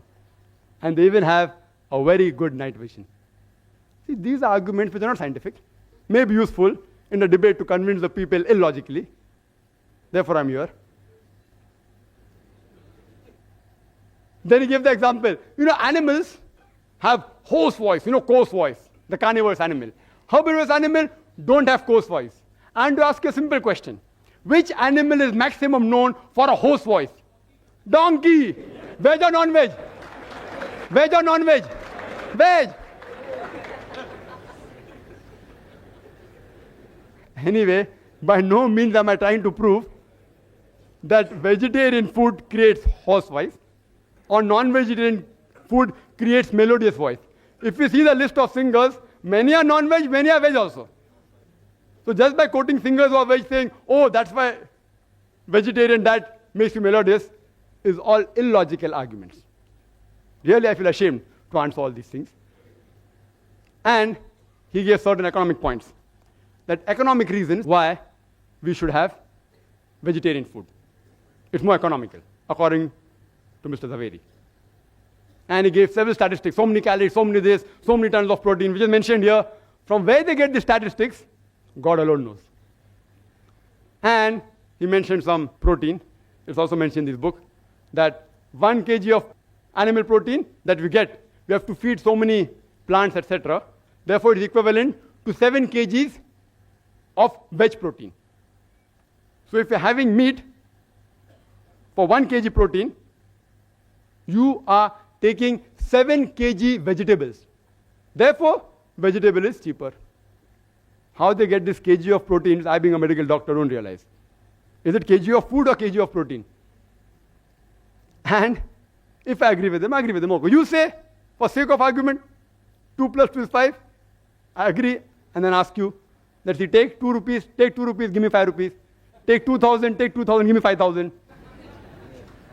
Similarly, if I agree it is right, all the statistics, then I tell that the vegetarians, they should thank the non-vegetarians. You know why?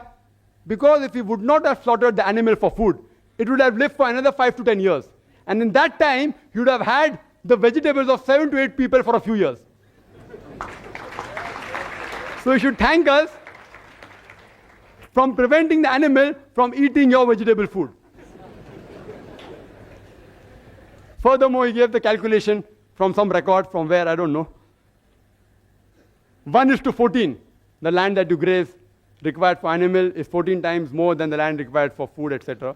Same example is given here that the land required to produce 1 ton of beef, the same land you can feed 5 average families. 1 ton of beef is equivalent to 10 or 20 tons of veg food. And the land required to graze an animal can raise 5 average families. My earlier argument also holds good here. But besides that, these ideological vegetarians, they fail to realize that the animals graze on land which is unsuitable for growing crops. They eat the plants which is inedible for the human beings, like husk and stalks, corn stalks. They don't eat plants which are edible for the human beings. Yes, they can eat. But when they enter the fields, the farmer, but natural, takes them out of the field. Why? To cause loss. Yes, if you have excess of crop, etc., there are certain governments who even feed them. And there are nomadic populations who make their living by grazing animals on land which is unsuitable for crop growing. But they eat the vegetation which is inedible to the human beings, and they make their living. Even the animal lives, even the human being lives. And today, according to UN report, about 23% approximately of the land in the world is used for pastures, 23% for forest, less than 10% for cultivation. The remaining 45%, majority, can yet be used for growing crops. Why don't you use that? Why are you running after the food of the animals, poor living creatures? Let them live, let them eat. Why are you stopping them from eating? If the non-vegetarians stop slaughtering the cattle, do you know that there will be overpopulation of cattle? Overpopulation. I am aware that human beings, they raise animals for food. That means, by methods, they increase the multiplication of the animals. But if suppose I agree that from today, all non-vegetarians stop raising animals for food and stop killing them for food, yet they will grow in population. You know why? Human beings. In all these years, our population is increasing. Even with all the family planning method, with all the birth control, hum do hamare do, yet we are increasing. There is no birth control method among the cattle, and the gestation is less than the human beings. 5 months to 6 months to 8 months, less than the human beings, and they multiply faster. So if we stop killing and stop raising, yet within a few decades, you'll have problems not of overpopulation of human beings, of overpopulation of cattle. How are you going to solve it? There are various nutrition. He talked about protein, etc. If time permits, I will speak in the rebuttal. I would like to make a statement of Dr. George R. Kerr, which is sufficient to counter all his arguments on health. Dr. George R. Kerr, he is the professor of nutrition in the University of Texas. Why I'm giving the designation, you can come to know that these people actually specialize in catching health fraud. People who deal in fraud in health. He says that virtually all authors of the diet and disease books, they propose hypotheses which are untested, ill-tested, unfound, unlikely, or disproved. I would like to repeat. Dr. George R. Kerr says, virtually all authors of books on diet and disease, they propose hypothesis which is ill-tested, unfound, non-tested, unlikely, or disproved. Time is running short. I would like to make the statement that's given by the American Council on Science and Health. Just a statement. See, they are experts. These quotation of research aren't scientific facts. All this quotation that this causes this, disease, that, some are scientific facts, but they can be prevented. But the other thing about mentioning about this land and that land, these are only statistics done by individual researchers. Even when you do PhD, you can do a research and that will come into account, but won't carry weight. American Council on Science and Health says that a person need not abstain from meat and be a vegetarian to have a healthy diet. And the topic is not veg or non-veg, which is healthier. It is non-veg food permitted or prohibited for the human beings? And I will list out the points in summary to make it easier for Mr. Zaveri to answer in the rebuttal. Point number 1. There is not a single major religion which bans or prohibits all non-veg food in general. Point number 2. Geographical places like Arctic, Eskimos live. How could you have provided food all these years back? And today also, if you provide, it's going to be more expensive.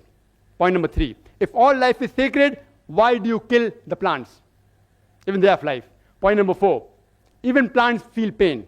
Point number 5. Even if I agree they have 2 senses less, killing a creature of 2 senses less is a lesser crime, is illogical. Point number 6. It's preferable to kill one animal and take one animal life than to take 100 lives of plants for feeding 100 people. Point number 7. Each and every argument can be disproved. The liver and the kidney, HCl.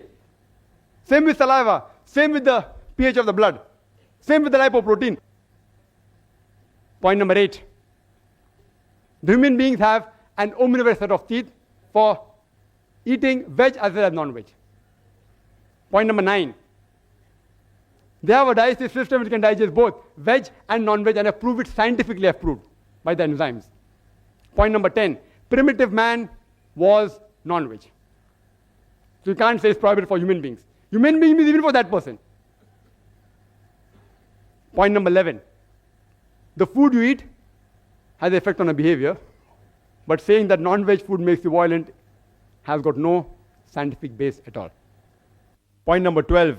Giving argument that veg food makes you strong, makes you peaceful, makes you intelligent, makes you athletes, are all myths. Point number 13. Night vision and sense of smell is strong in carnivorous. In herbivorous, it is less.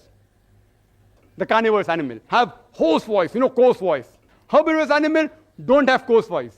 Are all illogical arguments. Point number 14. That veg food is cheaper, I've disproved it. It's not economical. In certain countries, yes. Like India, it can be. But if you go abroad, in the Western countries, veg food is more expensive. And fresh veg food is phenomenal. Fresh vegetables. Furthermore, point number 15, that the land required to graze the animal will cause scarcity of the land for growing crops is also wrong. Point number 16. If the non-vegetarians stop slaughtering the cattle, do you know that there will be overpopulation of cattle? Point number 17. According to Dr. Kerr, these books written by dietitian, they can't be relied upon. All the statistics given are mainly from there. There is not a single statement, point number 18, in any authentic medical book which says non-veg food in general should be banned. Point number 19. There is not a single government on the face of the earth which has banned all non-veg food as a general rule. And point number 20, that even the American Council on Science and Health has said that for a healthy diet, being a pure vegetarian is not required. These are sufficient proof, logical and scientific, that non-veg food has to be permitted. If Mr. Zaveri doesn't agree, I request him to answer scientifically, not by comparison on just researches. But yet if Mr. Rashmi Bhai Zaveri doesn't reply to more than 20 points which I've put forth, yet I will not ask him to become a non-veg. Because I'm not a fanatic non-vegetarian. I'm not. Yet if you want to continue eating vegetarian food, I have got no objection. It's a personal choice. It's a personal choice. Some people like, due to certain taste, etc. It's a personal choice. And only thing I'd like to tell the people, that the vegetarians, the ideological vegetarians who do so much propaganda, that this has got more value, etc., they should stop such things and stop distributing these type of books which mislead the people. I would like to end my talk by giving the quotation of the glorious Quran from Surah Nahl, chapter 16, verse 125, which says, "Udu ila sabili rabbika bil hikmah wal mau'izatil hasana wajadil billati ahsan." That is, invite all to the way of thy Lord with wisdom and beautiful preaching, and argue with them and reason with them in the ways that are best and most gracious. Wa akhiru da'wana alhamdulillahi rabbil alamin.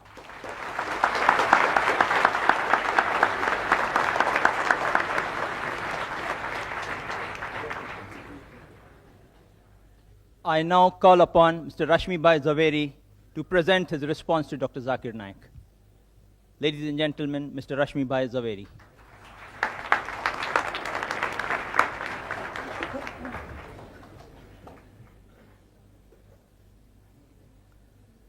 First of all, I really thank Dr. Zakir Naik for giving me the choice whether I would like to still remain a vegetarian or non-vegetarian.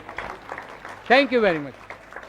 I would request Mr. Coordinator that would you like to have the rebuttal or my comments now, or shall we have? No. Because after all, you know, this is Now it's better, we'll let's do the have some same question and answer if you think. question answer we have in the third session. We have 3-part session.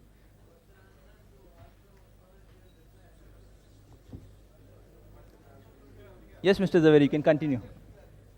Anyhow, we are totally at the command of the coordinator, so I will As obey. decided, the No, same format it's we okay. keep. I will obey. I will your, not allow Dr. Zakir also order. to change the format. Now, I'll object. first thing that I will say, it's not a question of whether one is logical or illogical, and it's not a question of the choice that one makes. As I said in my talk earlier, everything is relative, and you have to understand this topic from that perspective. Now, one thing that I will very strongly object with respect to Dr. Zakir's, that not a single religion prohibits non-veg. I am expert, I can say, because I am a student, I have done MA in Jainology, I can say from my religious point of view that Lord Mahavir and our all 24 Tirthankaras very vehemently prohibited non-veg food. I have already given you some quotations. You see, mainly arguments of Dr. Dean Ornish is based on the fact that non-veg food contains excessive protein, cholesterol and saturated fat. So that is why he said that for healthy and peaceful living you must have non-veg veg diet. Now, he said that plant has also got life. No, it is not only proved by Dr. Jagdish Chandra Bose, but even our Lord Mahavir. He stated 2500 years ago that not only plant, air, water, fire, minerals of the earth, they all have life.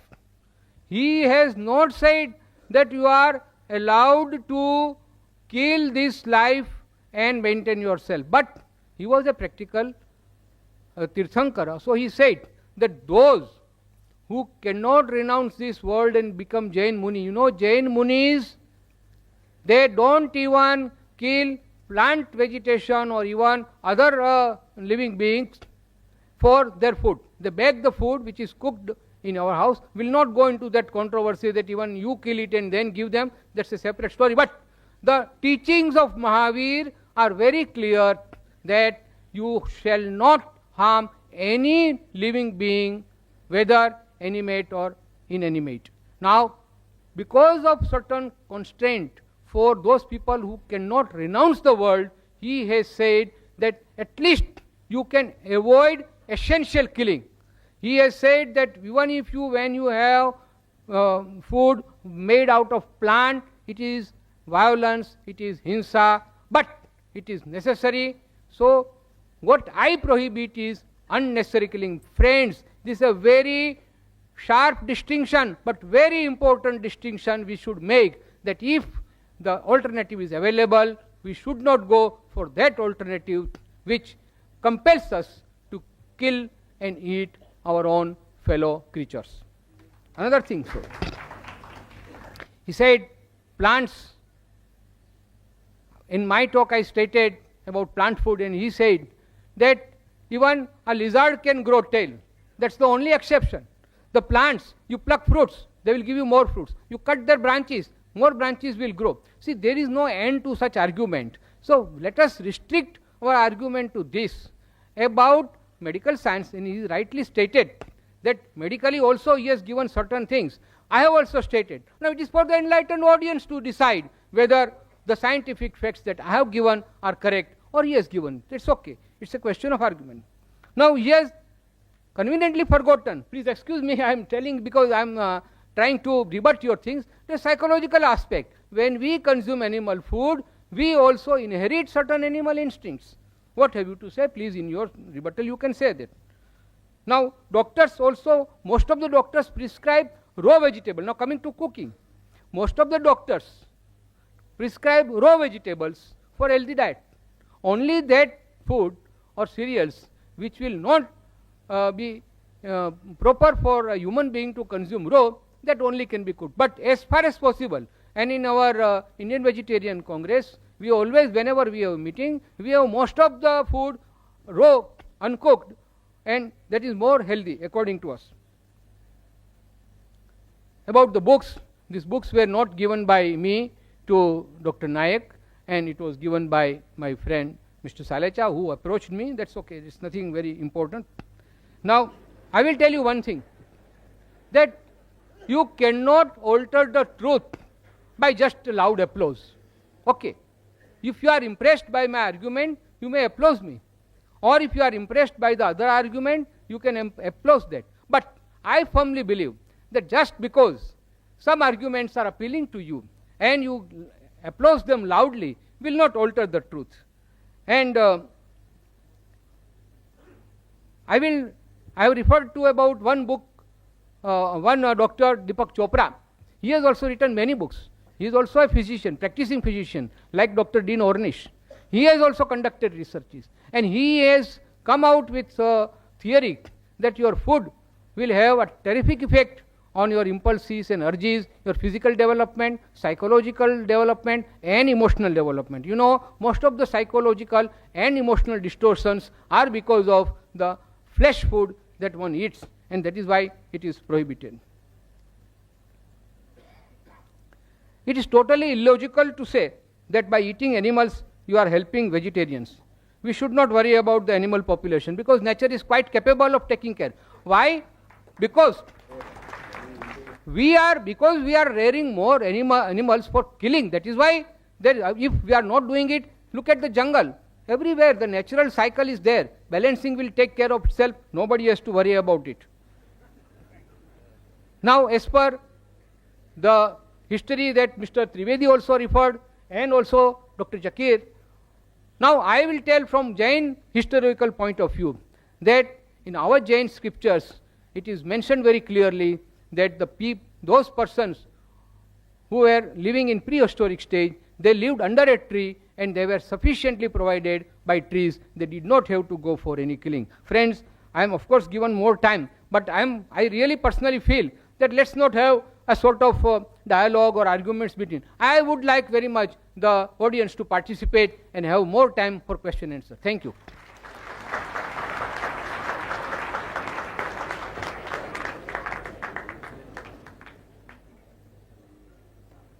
Thank you, Mr. Zaveri. We have 5 minutes more. It's taken 5 minutes left. Now I call upon Dr. Zakir Naik to present a response to Mr. Rashmi Bhai Zaveri for 15 minutes only.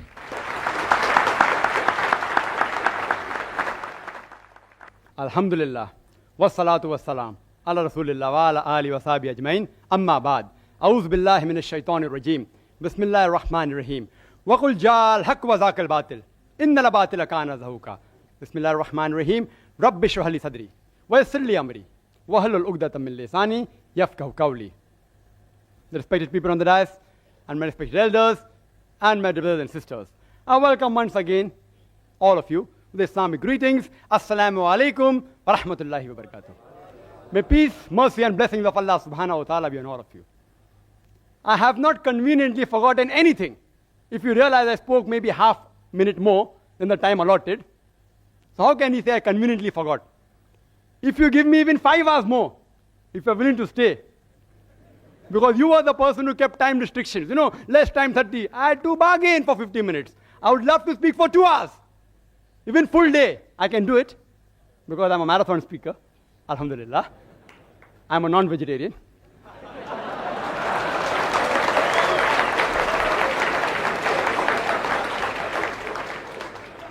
Mr. Zaveri said that I said that no religion prohibits non-veg. I never said no religion. I said no major religion. It's being recorded. No major religion. And Jainism is not a major religion. According to the books you gave me, you gave certain books, Jains are only 0.4% of India, 0.4. Less than 1%. Can you call it a major religion?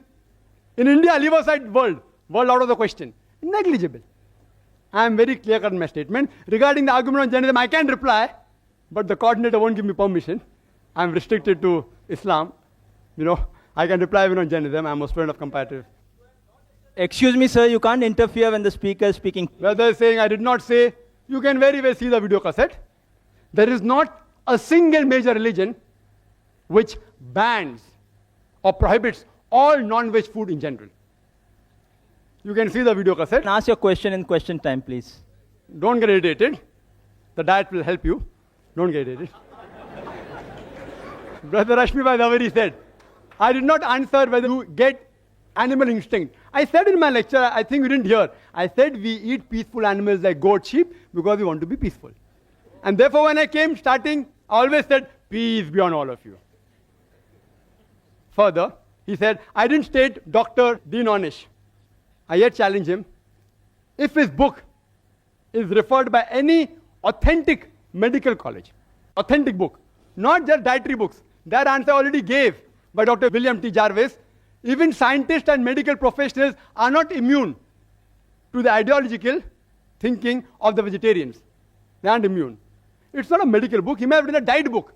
I am very clear in my words. I don't mix words. And Dean Ornish, whatever his name is, may be very famous. I don't know him. I'm hearing him for the first time. I don't know. I yet ask him to prove and check whether that book is referred as a textbook. Not as a medical book, a text medical book in a college. That shows authenticity. He said we should not worry about the cattle. Nature will take care. It is you all who are so much worrying. We aren't worrying. Nature made them in such a way that the moment you kill them, they will again come. God is the creator. Allah made them. If we kill lion, tiger, they will become extinct. Therefore, we cannot have their food. The cattle, we can have. God has made them that way. If we don't follow the instruction of God, there will be overpopulation. And regarding cutting of plants, what he said, people say that if we have plants, the mother is yet alive. So in that way, the offspring of the cow, of the goat, the calves, that means can we cut them? Yes. The mother is yet alive. The cow is yet alive. And when the offspring becomes a mother, you can also kill the mother. So even if I agree with this logic, the plant survives. In the animals, more lives are surviving than the plants, if I agree with his logic. Furthermore, I said that best is prevention is better than cure. I agree with Dr. Onish when he says that vegetarian diet is helpful for certain diseases. Even I advise that. Where I said no. But the topic is not which food is healthier, but making a statement, it is banned for human beings. I challenge any authentic medical book. I'm a doctor, not books, whether given by Russia Foundation or Indian Vegetarian Congress, whatever it is. These books are stating things which are unfound, ill-tested, unproved. There is the Islamic method of prevention better than cure, which will answer most of your questions. The Islamic method is there of prevention better than cure. When we slaughter the animal, we do the zabiha. We cut the throat and the windpipe and the vessels of the neck without damaging the spinal cord. Otherwise, the nerve going to the heart may get severed, there may be cardiac arrest. When the spinal cord is not damaged and the vessels of the neck are slit open along with the throat and the windpipe, the heart is pumping, most of the blood flows out of the body. Blood is a very good media of germ and bacteria. If you slaughter the animal in this way, most of the disease transmitted by blood, many which you named, can be eliminated, can be prevented. The meat remains fresh for a longer time if it's slaughtered by the Islamic method. And people say, oh, it's so merciless. You all are so mercilessly killing, it dies of pain. When we slaughter in the Islamic method, when we cut the blood vessels of the neck, the blood supply going to the nerve, which is responsible for pain, is severed. So the animal does not feel pain. The animal kicks and writhers. You know why? Due to the gush of flow. The animal doesn't feel pain. It is contracting and relaxing because there's lack of blood in that part of the body. The animal does not die of pain. It dies a painless death. Painless. Painless. We eliminate most of the disease transmitted by blood. Secondly, there are many countries in the world and many people who raise animals, they give them hormones. And one was mentioned by Mr. Zakir, read his name. It's called as DES, diacetylglycerol. It's a hormone injected to cattle so that they become fat and you get more money for flesh. This is haram in Islam. Carcinogenic hormones, if ingested in animal, even if you slaughter by the zabiyah method, it is yet haram. It is zabiyah but not halal. It is zabiyah and haram. If the cattle are injected with hormones, you are not allowed to have those hormones. Neither are we allowed to have cows which are fed with non-veg. Because the Prophet said, any animal that is fed with non-veg, it is prohibited for you. After that, if you take care of hygienic conditions and cook the meat very well, most of the diseases which Mr. Zaveri spoke, or not all, most of them will be eliminated. And in the non-veg flesh food, the most dangerous, which is commonly eaten, is pork. It has more than 70 different diseases which you can get if you ingest pork. More than 70 different diseases. And one of them is ischemic heart disease, which he spoke about. Because pork has more of fat-building material than muscle-building material, it gets deposited on the walls of the vessels, causing atherosclerosis, hypertension, etc.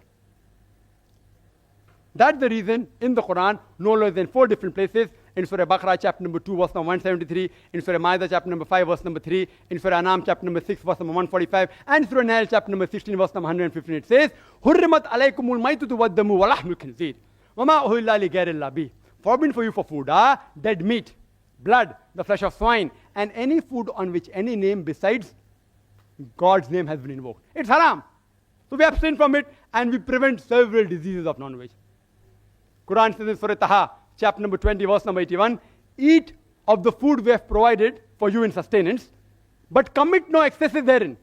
Most of the diseases, what Mr. Rashmi Bhai Zaveri spoke about, is due to excessive eating.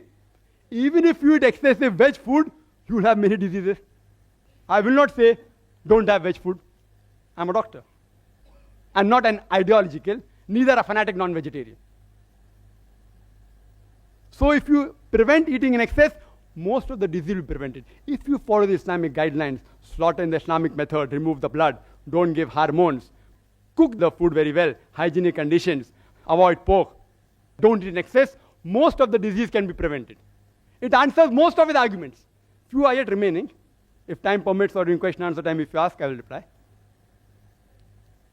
Do you know that talking about healthy food, talking about all research and experiments, I'll talk something which is a fact. According to Dr. William, again very famous person, Dr. William, he says that vegetarian food extends the life of a human being for more than 6 years. If you have veg food, as compared to non-veg food, you live 6 years longer. Again, hypothesis. If you analyze, data was collected about all the people who lived above 100 years from 1932 to 1952.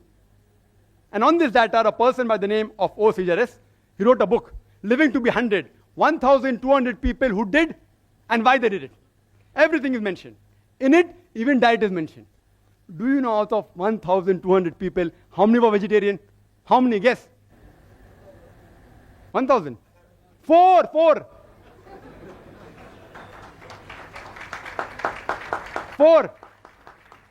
This survey wasn't done to prove veg food or non-veg food. It was done for other reasons, but even the diet was mentioned. It's a fact. It's not a research. It's a fact. Out of 1,200 people who lived in the span of 20 years, over 100 years, only 4 were vegetarian. You know alcohol? Alcohol alone, it is a veg diet or not? Alcohol is veg or non-veg? Veg. From juices of fruits. And the disease that are caused by alcohol alone is more than all the non-veg disease put together. One vegetable diet. So just for alcohol, I cannot say that all vegetable foods should be banned. Today, scientists, and he'll agree, it's mentioned in these books also, the cause of maximum death in the world today is alcohol, number 1. So I don't ban all veg food. What do I say? As Quran says, Surah Ma'idah, chapter number 5, verse number 90. Ya ayyuhalladhina amanu, innamal khamru wal maisuru, wal anzabu wal aslamu, rijsum min amali shaitan, fashtanibu la'allakum tuflihun. That, oh, you believe, verily intoxicants and gambling, and idol worship, and dedication of stones, and divination of arrows, these are Satan's handiwork. Abstain from it that you may prosper. Alcohol is a Satan's handiwork. Abstain from it. I only prohibit alcohol, not all veg food. And smoking. Second greatest cause of death in the world. Veg or non-veg? Veg. Can you prevent the alcoholic disease? Only way you can prevent is deferment it. It ceases to be alcohol. Can you prevent smoking disease? Don't have tobacco. Only option is prohibition. If there is no prevention, then comes the question of prohibition. So alcohol is prohibited. There are more than 400 fatwas by Islamic scholars. Smoking is prohibited because there is no prevention. You know kesari dal? Kesari dal, Indian government has banned it. It causes spastic paraplegia, staple food of Northwest Indians. Banned. Why? It causes death also. Spastic paraplegia. Alcohol. Many countries have banned, including Saudi Arabia, including states in India have banned it. Smoking in Singapore is banned in public places, in government places, in public transport. Kesari dal banned by India. If there's no prevention, then you can ban it. I do not know of a single government that has banned all non-veg food in general. Not a single. Yes, few non-veg food, like pork, Saudi Arabia has banned. There's no prevention, ban it. If there's no prevention, then you prohibit it. And the debate was not which is better, which is healthier, veg or non-veg. The debate was, is non-veg food permitted or prohibited? I gave a list of more than 20 points. So I can very well say that Mr. Rashmi Zaveri conveniently stopped his talk 5 minutes before, not to answer these things. If you give me 1 hour more, I will continue speaking. Wild berries, they are poisonous. Strychnine, vegetable food, they are poisonous. Datura, poisonous. What's the solution? Don't have it. You know, water. Water has so many diseases transmitted. Cholera, paratyphoid, typhoid. It causes amoebiasis, giardiasis, roundworm, pinworm, viral hepatitis. I can go on talking. Only by water. What do? Do you ban water?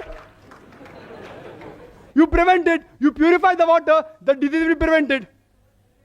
You know, milk. Milk has so many diseases. Shigella, cholera, paratyphoid, typhoid, tuberculosis, salmonellosis, brucellosis.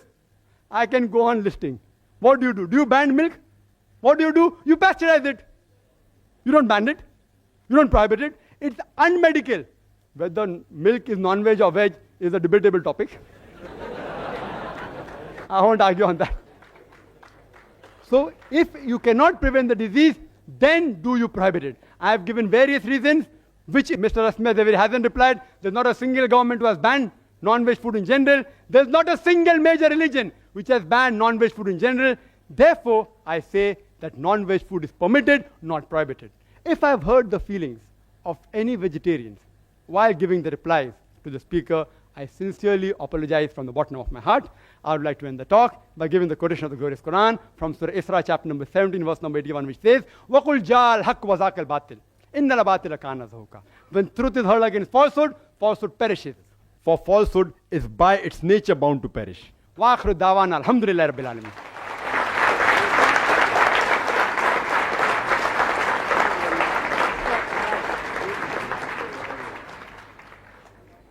I now call upon Mr. Rashmi Bhai Zaveri to present his response to Dr. Zakir Naik. Ladies and gentlemen, Mr. Rashmi Bhai Zaveri.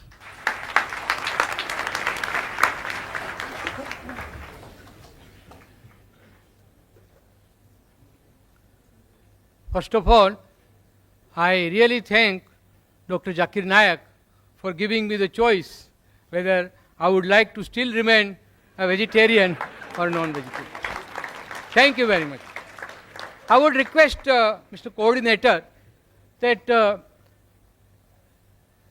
would you like to have the rebuttal or my comments now, or shall we have? No. Because after all, you know, this is... Now it's better, let's do the have some same question answer if you think. question answer we have in the third session. We have 3-part session.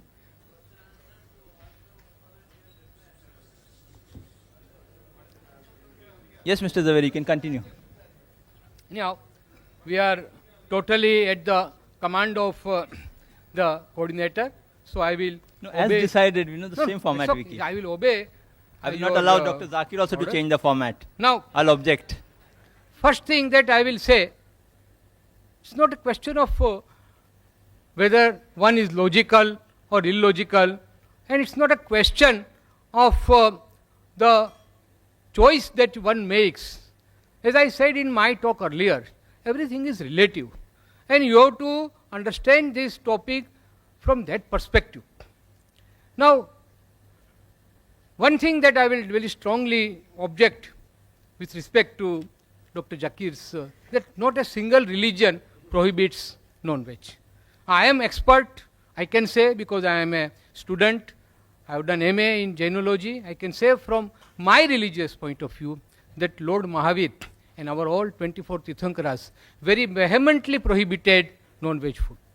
I have already given you some quotations. You see, mainly arguments of Dr. Dean Ornish is based on the fact that non-veg food contains excessive protein, cholesterol and saturated fat. So that is why he said that for healthy and peaceful living, you must have non-veg veg diet. Now, he said that plant has also got life. No, it is not only proved by Dr. Jagdish Chandra Bose, but even our Lord Mahavir.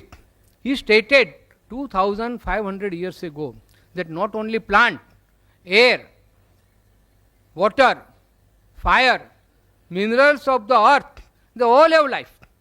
He has not said that you are allowed to kill this life and maintain yourself. But he was a practical Tirthankara. So he said that those who cannot renounce this world and become Jain Muni, you know, Jain Munis, they don't even kill plant vegetation or even other living beings for their food. They bake the food which is cooked in our house. Will not go into that controversy that even you kill it and then give them. That's a separate story. But the teachings of Mahavir are very clear that you shall not harm any living being, whether animate or inanimate.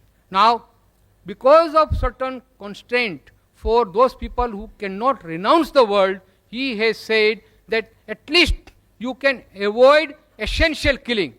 He has said that even if you, when you have food made out of plant, it is violence, it is hinsa, but it is necessary. So what I prohibit is unnecessary killing. Friends, this is a very sharp distinction, but very important distinction we should make, that if the alternative is available, we should not go for that alternative which compels us to kill and eat our own fellow creatures. Another thing, sir. He said plants. In my talk I stated about plant food, and he said that even a lizard can grow tail. That's the only exception. The plants, you pluck fruits, they will give you more fruits. You cut their branches, more branches will grow. See, there is no end to such argument. So let us restrict our argument to this. About medical science, and he rightly stated that medically also he has given certain things.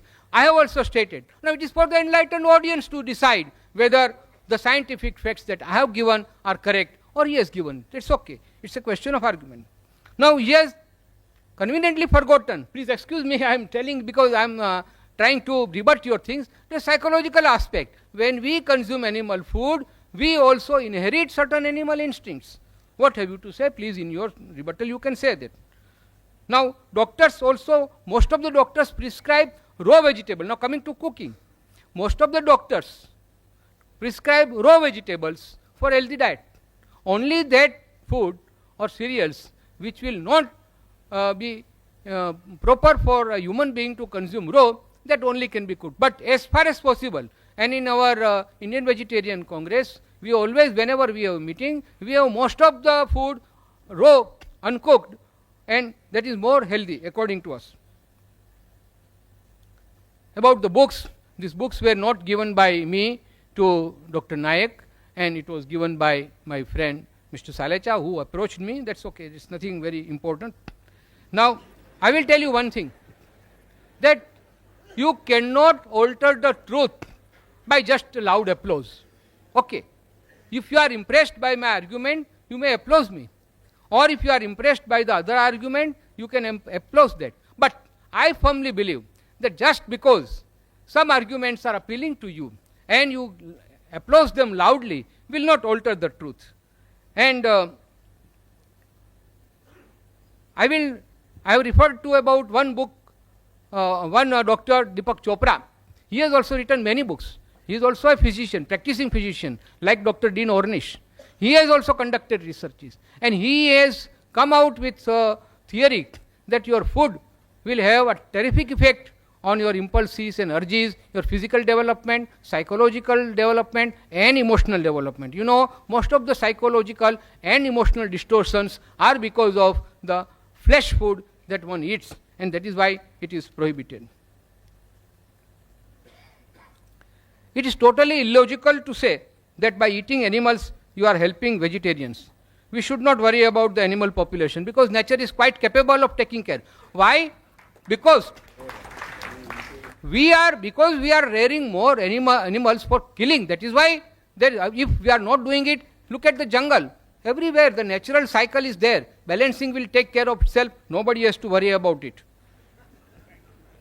Now, as per the history that Mr. Trivedi also referred, and also Dr. Zakir, now I will tell from Jain historical point of view that in our Jain scriptures it is mentioned very clearly that those persons who were living in prehistoric stage, they lived under a tree and they were sufficiently provided by trees. They did not have to go for any killing. Friends, I am of course given more time, but I really personally feel that let's not have a sort of dialogue or arguments between. I would like very much the audience to participate and have more time for question and answer. Thank you.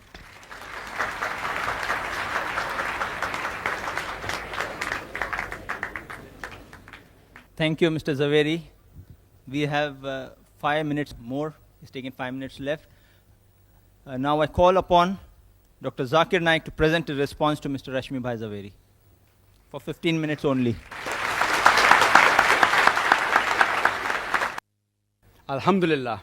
Wassalatu wassalam. ala Rasulillah wa ala ali wa sahbihi ajmain. Amma ba'd. A'udhu billahi minash shaitanir rajim. Bismillahir rahmanir rahim. Wa qul ja'al haqq wa zaqal batil. Innal batila kana zahuqa. Bismillahir rahmanir rahim. Rabbi shrah li sadri wa yassir li amri wa hlul 'uqdatam min lisani yafqahu qawli. The respected people on the dais and my respected elders and my brothers and sisters, I welcome once again all of you with Islamic greetings. Assalamu alaikum wa rahmatullahi wa barakatuh. May peace, mercy and blessings of Allah subhanahu wa ta'ala be on all of you. I have not conveniently forgotten anything. If you realize I spoke maybe half minute more than the time allotted, so how can you say I conveniently forgot? If you give me even 5 hours more, if you're willing to stay, because you were the person who kept time restrictions, less time 30. I had to bargain for 50 minutes. I would love to speak for 2 hours. Even full day, I can do it because I'm a marathon speaker. Alhamdulillah. I'm a non-vegetarian.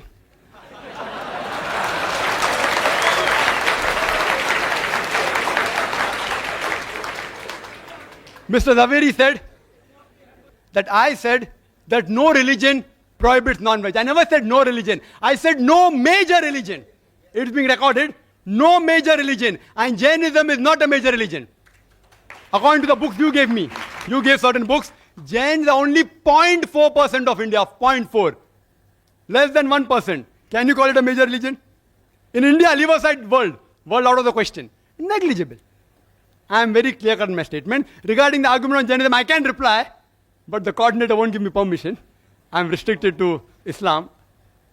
I can reply even on Jainism. I am a student of comparative. Excuse me, sir, you can't interfere when the speaker is speaking. Whether saying I did not say, you can very well see the video cassette. There is not a single major religion which bans or prohibits all non-veg food in general. You can see the video cassette. Ask your question in question time, please. Don't get irritated. The diet will help you. Don't get irritated. Brother Rashmi Bhai Zaveri said, I did not answer whether you get animal instinct. I said in my lecture, I think you didn't hear. I said we eat peaceful animals like goat, sheep because we want to be peaceful. And therefore when I came starting, I always said, peace be on all of you. Further, he said, I didn't state Dr. Dean Ornish. I yet challenge him. If his book is referred by any authentic medical college, authentic book, not just dietary books, that answer I already gave by Dr. William T. Jarvis. Even scientists and medical professionals are not immune to the ideological thinking of the vegetarians. They aren't immune. It's not a medical book. He may have written a diet book. I am very clear in my words. I don't mix words. And Dean Ornish, whatever his name is, may be very famous. I don't know him. I'm hearing him for the first time. I don't know. I yet ask him to prove and check whether that book is referred as a textbook. Not as a medical book, a text medical book in a college. That shows authenticity. He said we should not worry about the cattle. Nature will take care. It is you all who are so much worrying. We aren't worrying. Nature made them in such a way that the moment you kill them, they will again come. God is the creator. Allah made them. If we kill lion, tiger, they will become extinct. Therefore, we cannot have their food. The cattle, we can have. God has made them that way. If we don't follow the instruction of God, there will be overpopulation. And regarding cutting of plants, what he said, people say that if we have plants, the mother is yet alive. So in that way, the offspring of the cow, of the goat, the calves, that means can we cut them? Yes. The mother is yet alive. The cow is yet alive. And when the offspring becomes a mother, you can also kill the mother.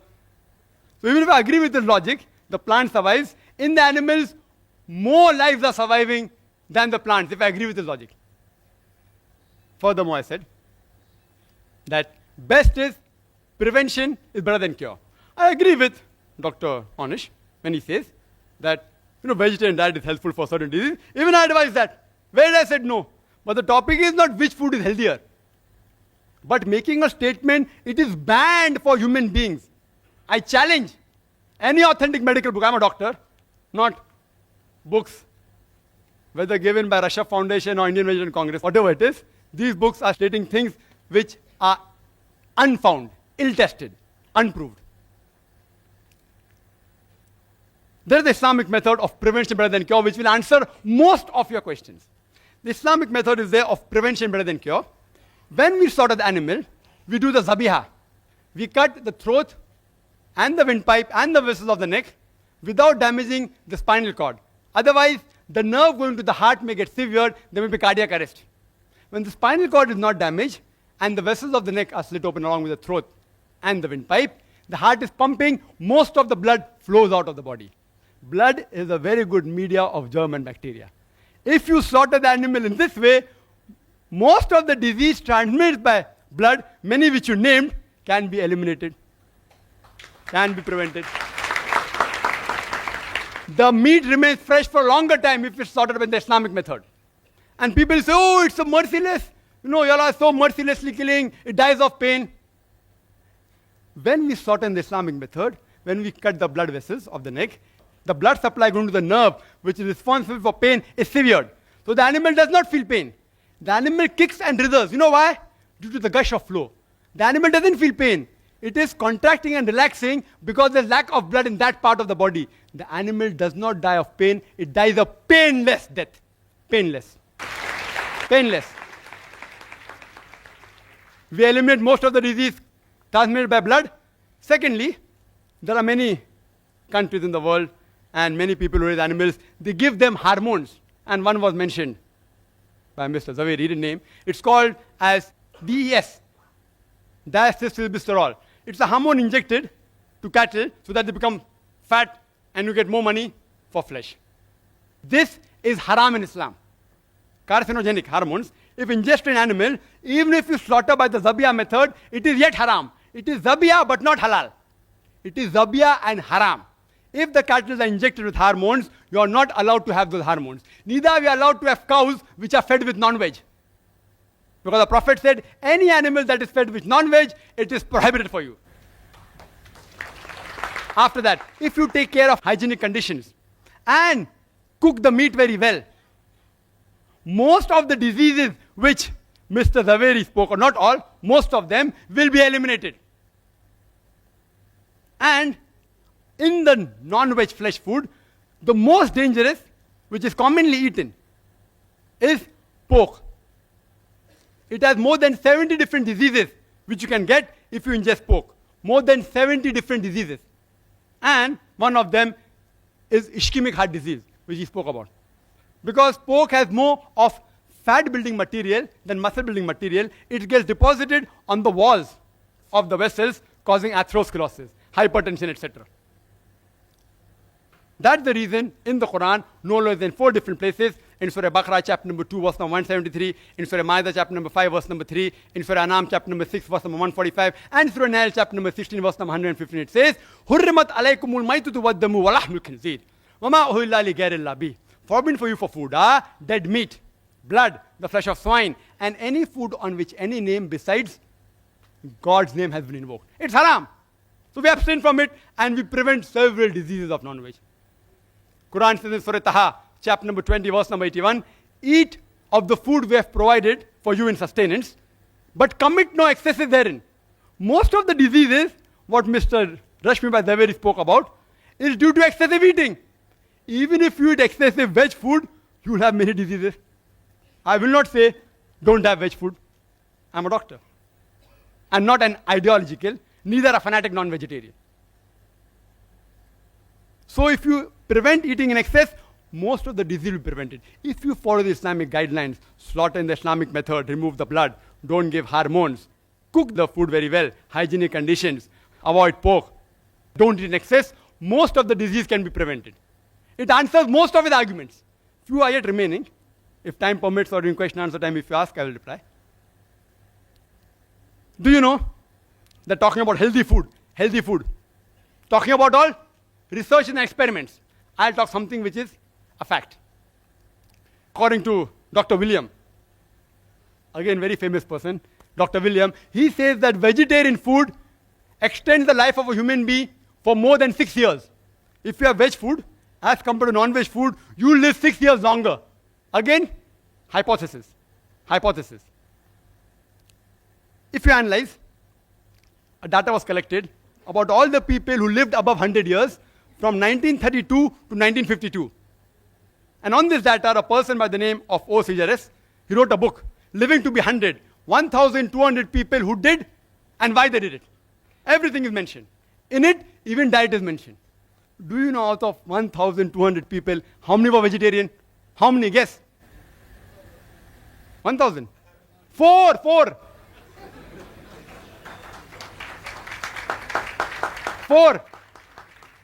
This survey wasn't done to prove veg food or non-veg food. It was done for other reasons, but even the diet was mentioned.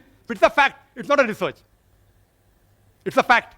Out of 1,200 people who lived in the span of 20 years, over 100 years, only 4 were vegetarian. You know alcohol? Alcohol alone, it is a veg diet or not? Alcohol is veg or non-veg? Veg. From juices or fruits. And the disease that are caused by alcohol alone is more than all the non-veg disease put together. One vegetable diet. So just for alcohol, I cannot say that all vegetable foods should be banned. Today, scientists, and he'll agree, it's mentioned in these books also, the cause of maximum death in the world today is alcohol, number 1. So I don't ban all veg food. What do I say? As Quran says, Surah Ma'idah chapter number 5 verse number 90. Ya ayyuhalladhina amanu innamal khamru wal maisuru wal anzabu wal azlamu rijsun min amali shaitan fashtanibu la'allakum tuflihun. That, oh, you believe, verily intoxicants and gambling and idol worship and dedication of stones and divination of arrows, these are Satan's handiwork. Abstain from it that you may prosper. Alcohol is a Satan's handiwork. Abstain from it. I only prohibit alcohol, not all veg food. And smoking. Second greatest cause of death in the world. Veg or non-veg? Veg. Can you prevent the alcoholic disease? Only way you can prevent is deferment it.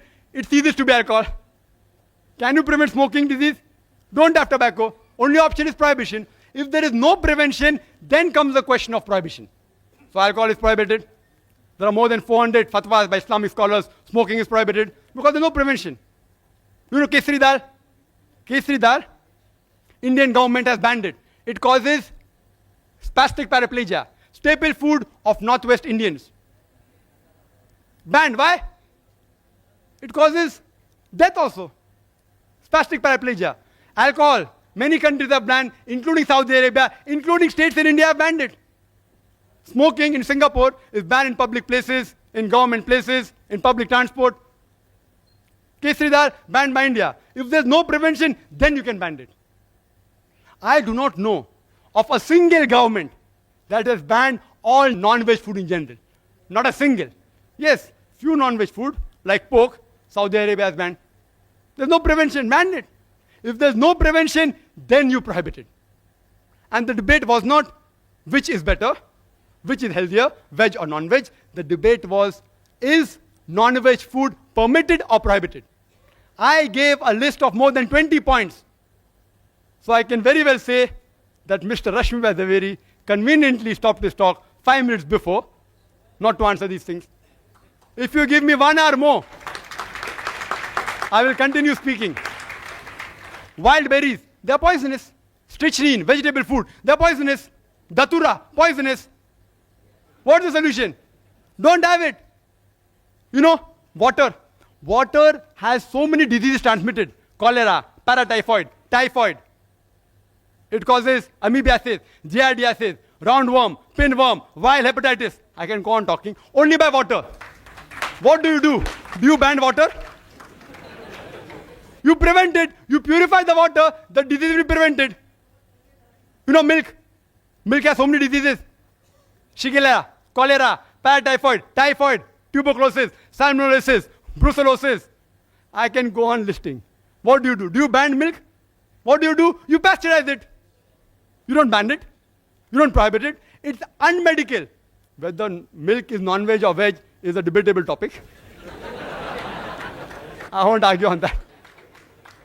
So if you cannot prevent the disease, then do you prohibit it? I have given various reasons, which Mr. Rashmi Zaveri hasn't replied. There's not a single government who has banned non-veg food in general. There's not a single major religion which has banned non-veg food in general.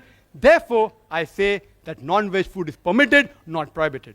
If I have heard the feelings of any vegetarians while giving the replies to the speaker, I sincerely apologize from the bottom of my heart.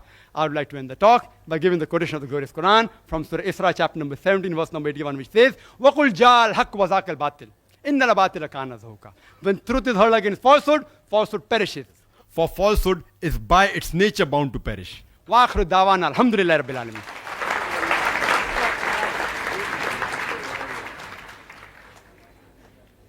Now we begin the open question and answer session. To extract maximum benefit in the limited time that we have available in the question and answer session, we expect the following rules to be observed. Your question should be on the topic only, that is non-vegetarian food permitted or prohibited for a human being? Questions out of the topic will not be permitted. Kindly state your question briefly and to the point. This is not a lecture time, neither a cross-question time for the questioners. I repeat, kindly state your question briefly and to the point. This is not a lecture time, neither a counter question time for the questioners. Mr. Zaveri and Dr. Zakir should answer comprehensively, and each answer should not exceed 5 minutes. 4 mics have been provided in the auditorium, 2 next to the stage for the gents and 2 in the rear central aisle for the ladies. If you wish to put a question to Mr. Zaveri, kindly queue up behind the mic with the name clip, question for Mr. Zaveri, similarly so in the ladies. And if you wish to put a question to Dr. Zakir, kindly queue up behind the mic with the name clip, question for Dr. Zakir. Only one question at a time may be asked. For your second question, you would have to go right at the back of the queue again and await your second chance. Written questions on slip papers, which are available from the volunteers in the aisles, would be given secondary preference if time permits. On your slip where you're putting a question, kindly tick or write to whom your question is addressed, Mr. Zaveri or Dr. Zakir, or it might be put aside. Kindly state your name and profession before putting forward your question so that the speakers would be in a better position to answer you. We would allow one question on each of the mics in a clockwise rotation, alternately addressed to each speaker. May we have the first question from the mic on my left, so we have first gents, ladies too, then gents again. Yes, brother, we can have the first question from you. That's for Mr. Zaveri? Yeah. Yes. Respected Chief Guest and Mr. Javeri, my question is, you have spoken non-vegetarian is prohibited from various angles, and you have spoken about your Lord Mahavir. Mahavir advised that killing animals and living happy at the expenses of others is prohibited. Now please explain to me, did Mahavir say that can you eat vegetarian in the sense, I mean, Mahavir never go and cut trees and have vegetable foods. He was always sitting under the tree, and the food which he has eaten is mostly fruits which has fallen from the tree. He was not plucking up the fruits and ate. So please explain to me, because you have spoken on the subject of this, non-vegetarian is prohibited for the thing, and please explain to me what is the Jain view, because your idea is what Okay. Mahavir said. What Please, Mahavir said. I've understood your question. please. I will reply.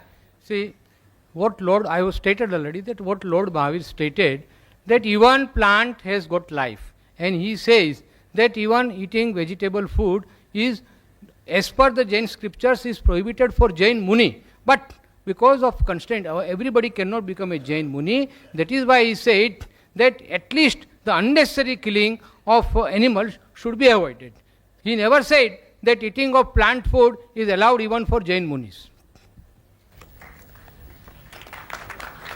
Yes, sister. Question for Dr. Zakir. Assalamu alaikum, Brother Zakir. I'm Humayma here. I have a question. There are various pamphlets distributed by a vegetarian society quoting the Quran from Surah Hajj that it is not the meat nor the blood that reaches Allah, but your piety that reaches Him, thus proving that Islam prohibits killing of animals for fowl. There are many quotations from Quran and Hadith showing concern for animals.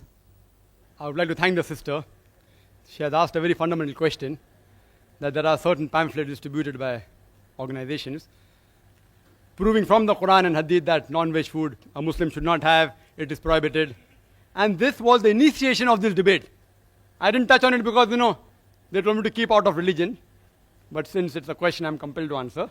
This was a pamphlet that the president of Tusha Foundation, Mr. Dhanraj Salesha, he gave, and how this debate was initiated. He gave this pamphlet quoting from the Quran. I'll just give also reference. The reference is a bit wrong out there, but I don't catch on to the reference. He's quoting a verse from Surah Hajj, chapter 22, verse number 37, which says that it is not their meat, nor their blood, which reaches Allah, which reaches God, but it is your piety that reaches Him. And I agree with that, totally. It's indicating that Islam is not like certain other religions, which believe that Almighty God requires blood and meat to survive. It's saying that when you sacrifice, blood doesn't reach God, meat doesn't reach God. It is your intention. It is the righteousness. It's the piety which you sacrifice. Allah considers that piety. That is the reason when we sacrifice in Eid al-Zuha, minimum 1/3 portion of that animal has to be given compulsory to the poor people. 1/3 can be given to friends and relatives. And maximum 1/3 you can keep for personal use. There is no part kept for Almighty God. Because Quran says in Surah Anam chapter 6, verse 14, that He feedeth everyone, but does not require to be fed. Allah Almighty God feeds everyone, He doesn't require to be fed. This verse is clear that when you sacrifice, Allah sees your intention, He doesn't require blood and meat of the animal. There's one more quotation. There are various, it will take me 1 hour to reply to all. I'll just pick up the second quotation of Quran, the two Quranic quotation. It says in Surah Baqarah chapter 2, verse number 205, that when they turn away, they create mischief through the land. By destroying crops and cattle, Allah loves not those who make mischief. After giving this quotation, below it's mentioned that therefore you should not have non-veg. Their interpretation. The Arabic word used is nasal, which some have translated as cattle. It actually means progeny. But irrespective whether nasal you translate as cattle or progeny, if you read the context, those people who create mischief throughout the world by destroying crops and cattle or progeny, not slaughtering for food, destroying for creating mischief.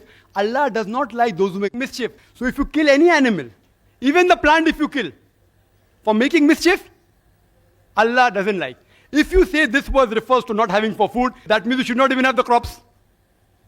If I agree with you, this verse refers not to have cattle, even crops is there.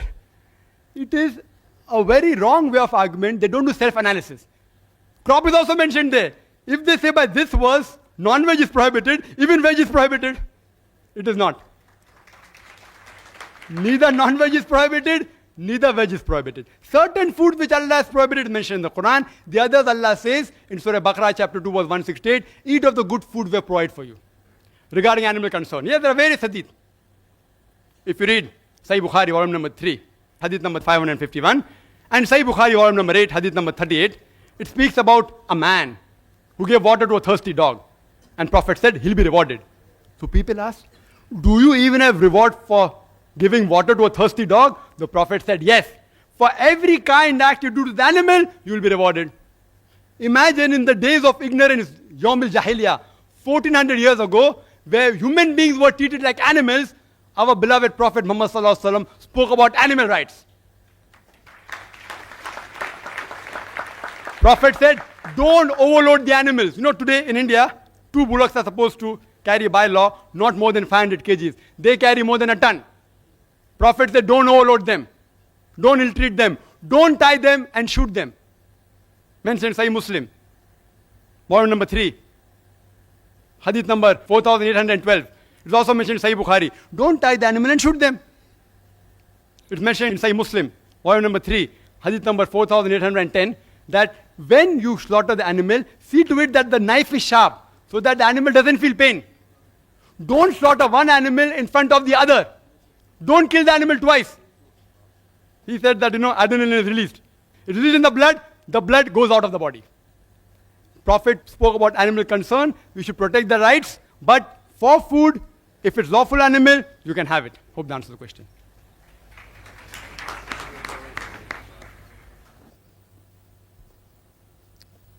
Yes, sister. It's mentioned in the book, 100 Facts About Egg. On page number 8 and 9, fact number 13. Ethiopians are of the view, if a pregnant woman eats eggs, her child would be born bald-headed and would be deficient in reproduction. It's also mentioned in fact number 18. Some African countries believe that if a child is given to eat egg before teething, he may become mentally retarded. Are these scientific facts or are these superstitions? If you say these are scientific facts, then could you please prove it authentically?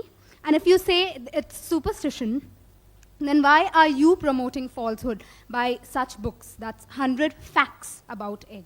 Thank you. Thank you, sister.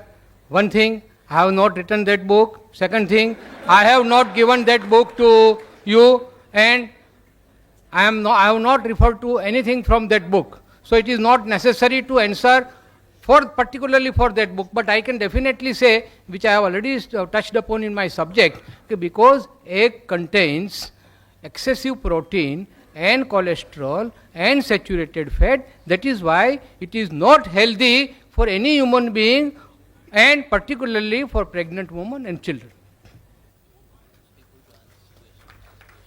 Yes, the next question from the mic on the right. I am Fazal Sarang. By profession, I am an architect. My question is to Mr. Dr. Zakir Naik. Is the non-vegetarian food is the only reason for the heart disease?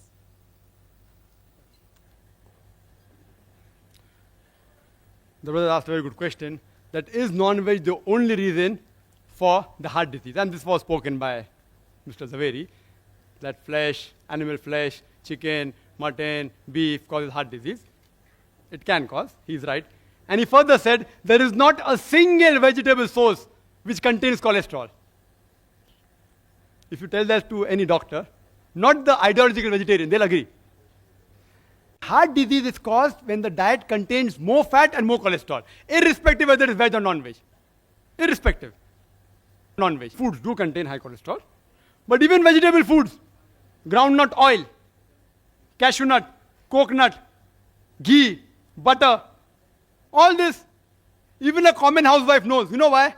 There are ads in the media. Have Saffola oil, will not cause heart disease. Indicating the other oils cause heart disease. Simple. You don't have to be a doctor. It's a blatant 100% falsehood. I, being a medical doctor, I challenge Mr. Rashmi Vadavri to answer, does butter contain fat or not? And the doctors do tell the people suffering from heart disease, don't have fat, don't have butter, don't have groundnut oil, don't have cashew nut oil. So where did he get this idea from? From these books.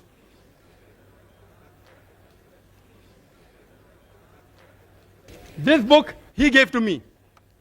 Correct? This book you gave to my brother. Who gave? Mr. Salecha.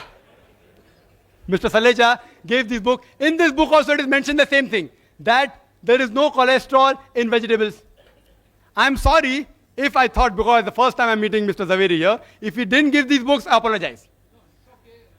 But one thing, that all these books are published by Jain organizations and distributed in Bombay, cheap. Yes, I'm not blaming. I don't want to hurt anyone's feeling. Let us not have a dialogue across this thing. I'm not going to hurt anyone's feeling. I'm sorry, I didn't want to say that, but I was compelled. I don't want. If it's not, you said not written by Jain, it's not written. No, you said, Dr. Zakir, that I should reply. You will have a chance in your question answer time. I'll allow you time. In your time you can respond back. No, I'll allow you to respond back. Anything you want in your time. And I request the chairman to give me half minute more. I was disturbed. Half minute more. No, he's too smart. We'll not give him half minute more. See, because so many allegations, egg. He told egg is the cause. Egg does contain cholesterol. It's rich in cholesterol. But it's not the major cause. Today's research and medical books also say that the cholesterol in the egg is not the major villain. It is the saturated fat in which you fry the egg. Butter, ghee, lard, which is the main villain. If you don't have this frying in ghee, butter, there are less chances of having ischemic heart disease by egg. And today, amongst the population, 2/3 of the population are non-responders to cholesterol. The moment there's high intake of cholesterol, like taking egg, the liver immediately cuts its own production. And the level that reaches the blood is the same. There are 1/3 people who are responders to cholesterol. They have a problem. They should abstain from yolk of the egg. Otherwise, even if you have 1 or 2 eggs a day, you will not have heart diseases. And if you have it with bacon, with pork, then the problem. If you fry in ghee, you'll have a problem. If you fry in groundnut oil, you'll have a problem. Causing baldness. I don't want to give examples. Even if you check here, there are many people who are bald. There are great philosophers who are bald. I don't want to take their names. I don't want to hurt your feelings. So this thing is just a research which is based on illogical assumption. A research should be practical. And the associate factor for heart disease is also alcohol as well as smoking.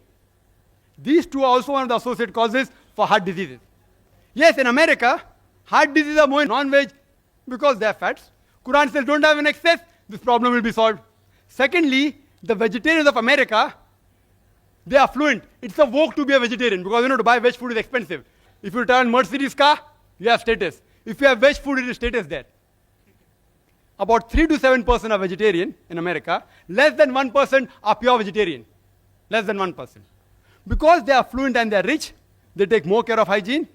And many vegetarian ideologically, also, like even Mr. Rashmi Zaveri may agree, that alcohol is prohibited, smoking is prohibited. Because of associated factors, the case of heart disease in vegetarian is less. But anyone who has food which is rich in cholesterol or fat, irrespective whether it is veg or non-veg, he will have heart disease. To prevent it, follow the guidance in the Quran, in Surah Taha, chapter number 20, verse number 81, that do not commit excesses. That reminds me of a story. In school we had learned that there was a religious priest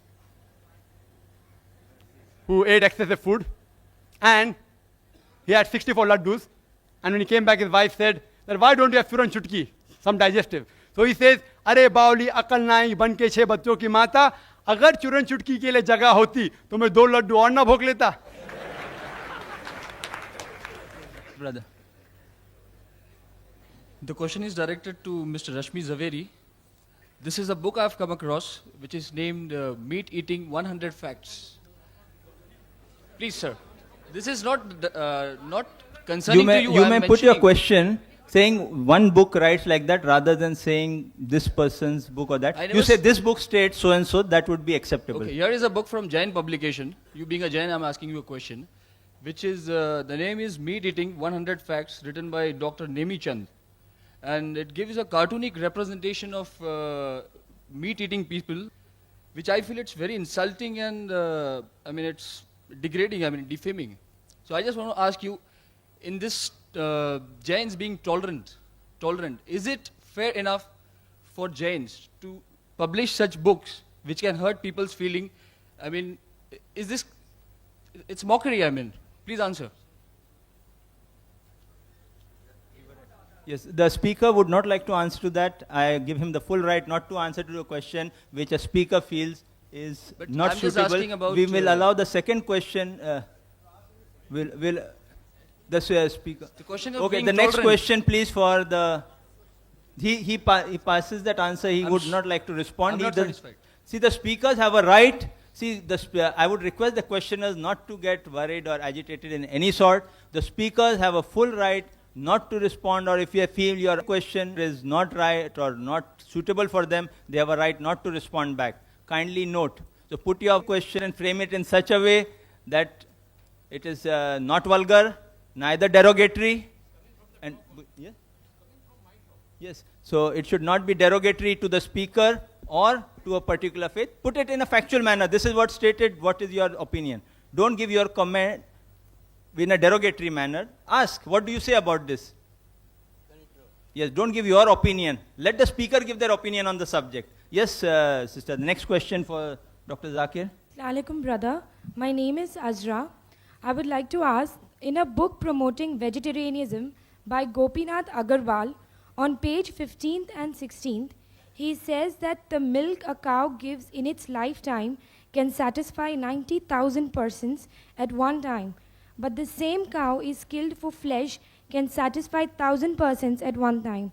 The same applies for goat also. He says killing the goose that lays a golden egg daily is never a wise proposition. Do you agree with him? The sister asked a question again from the same book. And I would like to make a clarification. Mr. Salechar, he gave these books and said you can have more books, the letter is there if you want. And these books are available in various marketplaces. People are bound to buy, etc. That's right. Therefore, I'm requesting the people. That's right. That's right. The brothers asked, why am I repeating? Because all the arguments are mentioned here.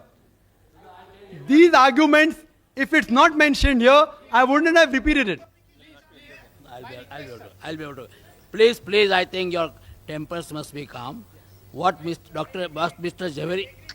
Javeri said very correctly, book is written by somebody else. It is he who should try to defend the book.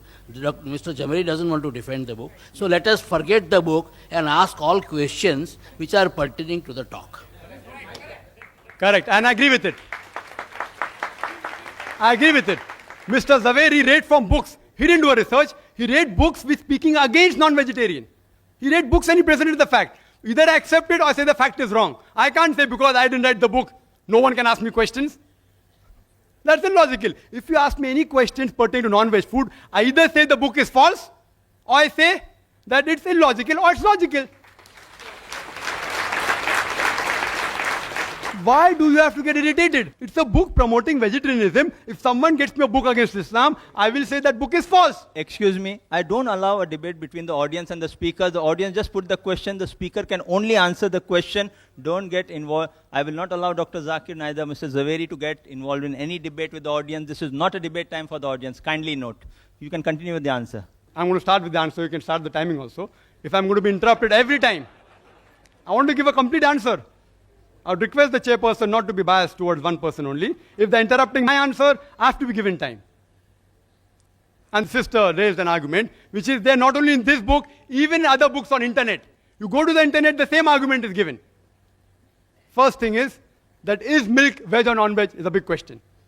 There are vegetarians who say that milk is non-veg. This book.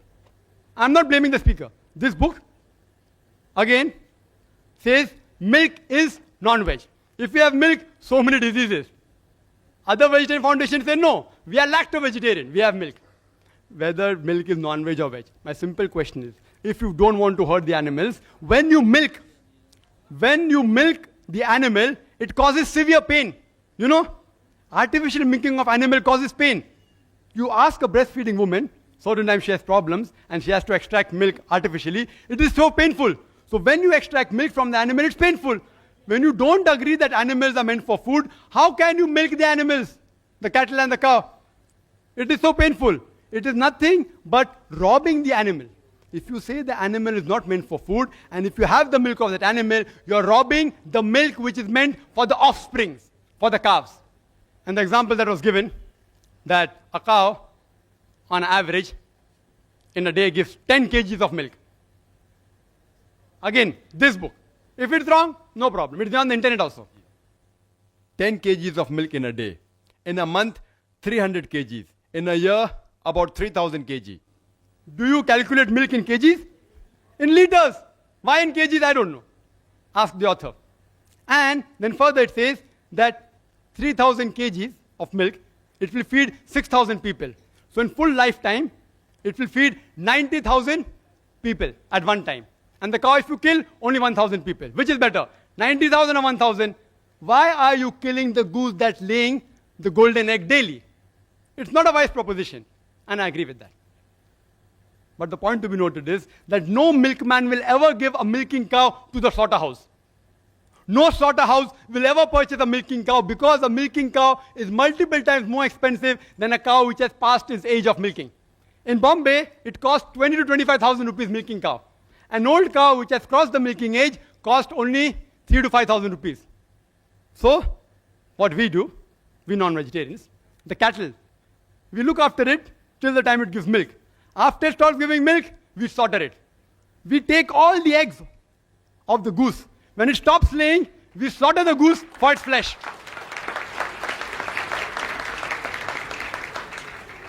Saap bhi mare aur lathi bhi na toote.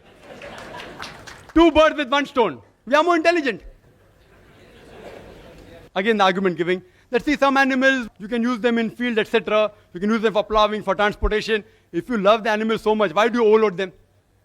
And furthermore, the Indian statistics tells us that out of the population of cows, oxen and bull, only 25% are productive. The remaining 75% are unproductive. Either past the age of milking or they are males, all done females, bulls, oxes. Now what will you do with the 75% of excess non-productive cow, goat, bulls, ox? One option, you rear them up yourself. An average bull or cow requires 18,000 a year for living, according to the statistics. Their statistics, not my statistics. 18,000 a year. So after they give milk, they live another 4-5 years.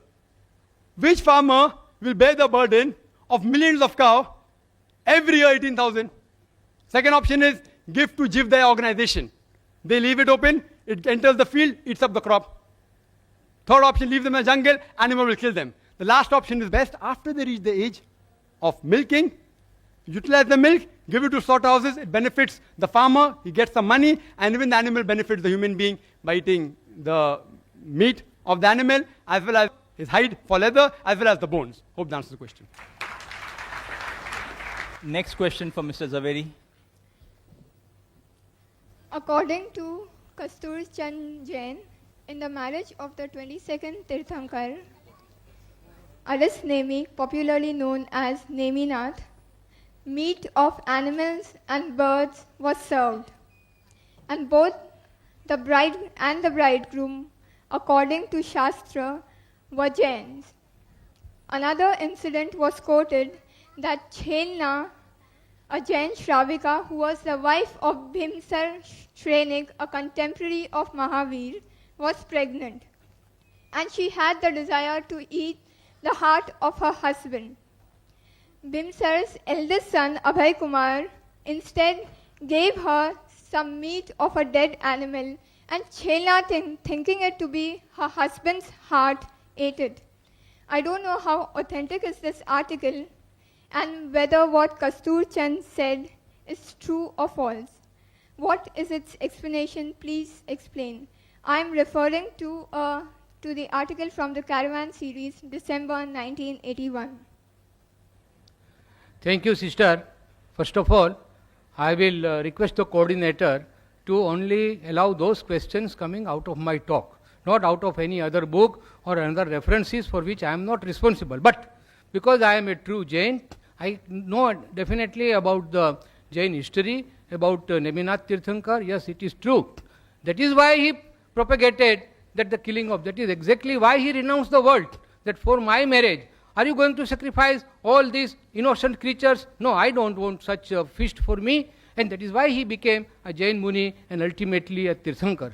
So that is why I can say that all Jain Tirthankaras have absolutely, in absolute terms, have prohibited non-veg food. Thank you. And please restrict your questions to my talk only, not because it seems, I don't know, it seems that these books were given in all good faith, that they should understand our viewpoint. It seems that they are all distributed to those people and they are now asked to ask questions. I don't think that is fair. You can ask me any question from my talk. I will be very happy to say Sir, that. I would like and to I will request any question can be asked on the topic.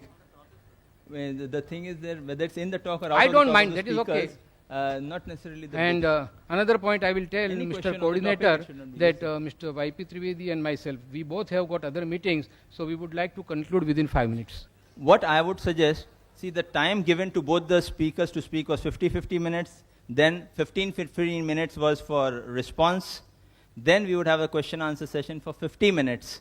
If any of the speakers would like to forfeit the time of not carrying on with the question session, and if they have an emergency, I would excuse them, but I would continue the question answer session for 50 minutes, because that has what been the chart given to me. I have to execute it like I had been told.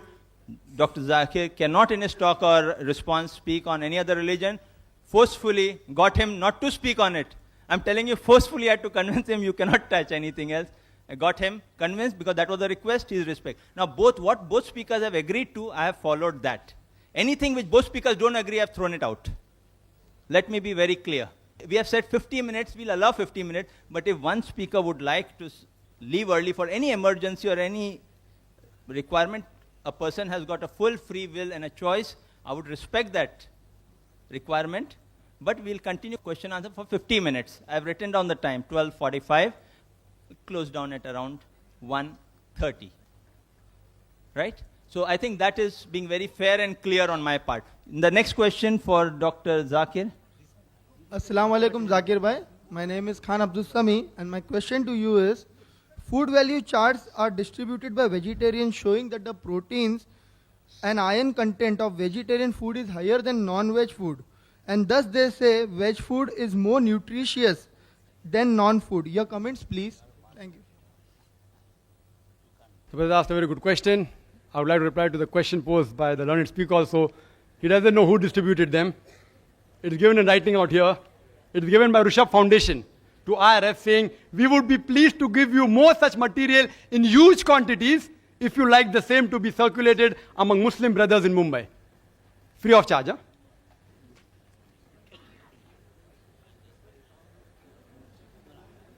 The brother has asked a question that there are fruit charts being distributed. Yes, even we get in our foundation. We didn't respond, saying that it's not worth responding. It's not worth responding. But when the request came from the Rishabh Foundation, are you willing? I reluctantly agreed, it is not a topic of scientific thing. It's a well-known fact. He said, yes, we'll debate. I said, fine. So I'm here, just replying. Why should people get irritated? If you can quote me from any book, as long as it's within the topic, I will inshallah answer. If I don't know, I will say I don't know. If I know, I will say no. I know your question, and when I got that chart, it gives food value chart, saying that proteins among the veg food is more than non-veg food. And even Mr. Rashmi Zaveri in his talk, he said that the value of proteins, the quantity is more. Mr. Rashmi Zaveri said that there were only 3 essential amino acids. You ask any doctor, it is not 3, it is 8. No wonder 5 is lacking. It is 8 essential amino acids which are not synthesized in the body. The remaining are synthesized. These essential amino acids should be given by the external food source. The proteins of animal foods, they are biologically complete, known as higher protein, because they contain all the 8 essential amino acids. The veg protein are lacking in 1 or more of the essential amino acids. It's a scientific answer. So even though the value may be more, 20 up, 10 down, it is not complete.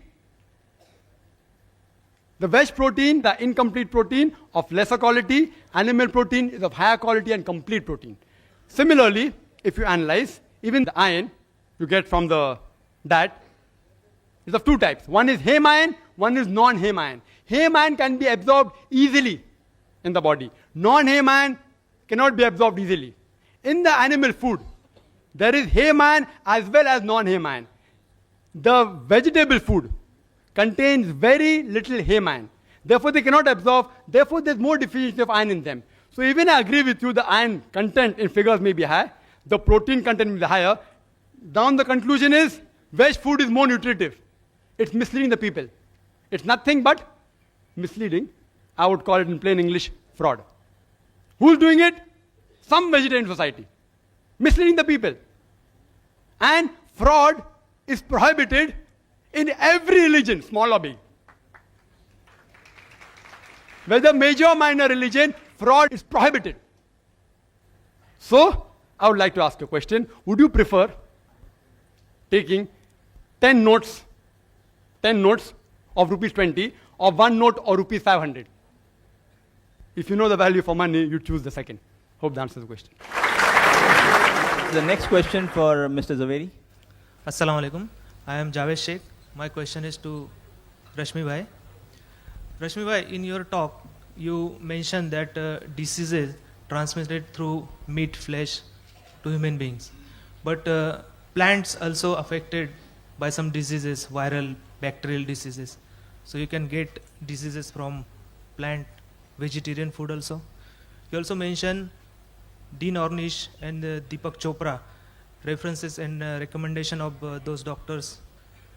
If you believe in recommendations of doctors and medical professionals, Trivedis have also mentioned that. If you believe in that, I will quote only a simple example. When I was child, doctors, when I was suffering from fever, doctors were suggesting that don't take bath by cold water. But nowadays, they are telling, when I get fever, they are telling that please take bath by cold water only. See, so if you are believing in quotations, statistical data, and medical things, so please give statistical data. Dr. Zakir Naik mentioned survey of America regarding coronary heart disease. So do you have any statistical data regarding coronary heart disease in India, whether is affected to more susceptible to those who are having diet, vegetarian diet, or to non-vegetarian diet? I would request you all to put your question briefly, please. Your question is so long that one forgets. Last part is question. Coronary heart disease is asked. See, regarding coronary heart disease, yeah, plants also, if you consume the decayed plant food, the decayed fruits, definitely it will carry germs. The point here is that the animals that carry the germs, they are more dangerous and they are likely to carry more diseases than plant. Another thing is that which I have said is that animal food contains excessive protein, cholesterol and saturated fat. So these two things combined, that will make non-veg food prohibitive. Coming to the statistics, I have got that book. There is no time, there is not a platform to argue about the statistics. I have got complete statistics that more people are suffering because of heart disease, those who are flesh eaters, than the veg people. Now, at the moment, I cannot give you those facts and figures. That I have got it, then I can supply it to you later. Thank you. No counter question, please. Yes, the next question for Dr. Zakir. Assalamu alaikum, brother. Brother, my name is Safia. I'm a revert to Islam. My question is, in the book Vegetarian or Non-Vegetarian, Choose for Yourself by Gopinath Agarwal, there are quotations given from major world religions, including Hinduism and Christianity, that non-vegetarian is prohibited. And how do you say it's permitted? The sister asking the question that there are quotations from the same book, quoting various major world religions like Christianity and Hinduism, saying that in that religion it is prohibited. So how come I said that there is not a single major religion which says that non-veg food in general is prohibited? I clarified the Islamic viewpoint. It's a misquotation, out of context, misunderstanding. I do agree one thing, that there are certain quotations, sometimes non-veg food is prohibited, even in Islam. Like for example, the verse I quoted, Surah Ma'idah chapter 5, verse number 1, it says that don't do hunting in pilgrimage. Within the sacred pilgrimage, don't do hunting. If you are fasting in the month of Ramzan, sunrise to sunset, don't have non-veg food, don't even have veg food. If I say don't have non-veg food during fasting, that doesn't mean non-veg food is prohibited. Prohibited only during that time. So similarly, there are quotations in the religious scriptures, at certain time in fasting, don't have non-veg food. Regarding the question in Christianity, and I've read that book, therefore I can reply. They say that in the Bible it is mentioned that you can't have dead food. In brackets, they put meat. It's not there. What they're quoting, the reference is not given. I, being a student of comparative religion, I give talks on diets also. And they're referring to the book of Leviticus, chapter number 17, verse number 15, as well as the book of Deuteronomy, chapter number 14, verse number 21. It says that thou shalt not have the meat that dieth of itself. Dead meat is prohibited. Not all meat. Dead meat. They say dead food and bracket meat. It is dead meat is prohibited. Even in the Quran. Surah Baqarah chapter 2 verse 173, Surah Ma'idah chapter 5 verse number 3, Surah Anam chapter 6 verse 145, Surah Nahl chapter 16 verse 115, Hurrimat alaykumul maitatu waddamu walahmul khinzir, wama uhilla li ghayrillah bih. Forbidden for you for food, dead meat, blood, the flesh of swine, and any food on which any name besides Allah has been invoked. Where it is allowed? If you read the book of Genesis, chapter number 9, verse number 2 and 3, it says that they will fear you. They will dread you, all creatures of the earth, all fowls in the sky, all creatures that liveth on the earth, as well as all the fish in the sea. They shall be delivered to you. Next verse, Genesis chapter 9 verse 3 says that every creature that moveth on land and is a living creature, they are meat unto you, and also herbs and shrubs. Mention the book of Deuteronomy, chapter number 14 verse number 9, that ye shall have the meat of all the things in the water. All that has fins and scales you shall eat. Deuteronomy chapter number 14 verse number 11 says that you shall have the lawful meat of the birds. Deuteronomy chapter number 14 verse number 20 says that ye shall eat the meat of the lawful fowls. It's allowed. Further, if you read, it's mentioned in the book of Hebrews chapter number 5 verse number 13 and 14, that if you have milk, you are weak. If you have strong meat, you are powerful in reasoning. Bible says that, not I. In the Gospel of Luke, chapter number 24, only quotation, verse number 41 to 43, Jesus Christ, peace be upon him, goes in the upper room, and he says, have you any meat to eat? And the disciples gave him a piece of broiled fish and honeycomb, fish, and he ate before them. Jesus Christ, peace be upon him. In the book of Romans, chapter number 14, verse number 2 and 3, it says that one who believeth in eating all things, he can eat. Those who are weak, they only eat herbs and shrubs. But anyone who eateth should not insult those who eateth not. And those who eateth not should not judge those who eateth. This is law of God. Hindu scriptures. If you read the law of Manu, chapter number 5, verse number 30, it's clearly mentioned that the eater can eat any creature that lives, even if he eats every day. A creator created some creatures to eat and some to be eaten. Laws of Manu, Manu Smriti, chapter number 5, verse number 31. It says that eat in a sacrifice, this is the law of a god. Manu Smriti, chapter number 5, 42. It says that a twice born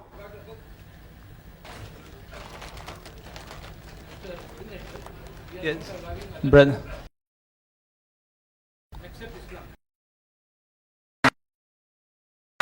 No, please.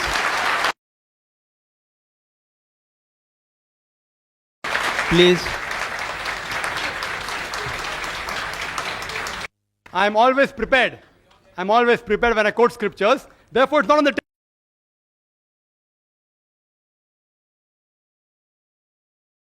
answer. Therefore, I kept it behind. Otherwise, my books are in the front always. They're compelling me to reply, therefore I'm replying. It's within the rules of the debate. I haven't completed yet. So I have to speak for 5 minutes. What?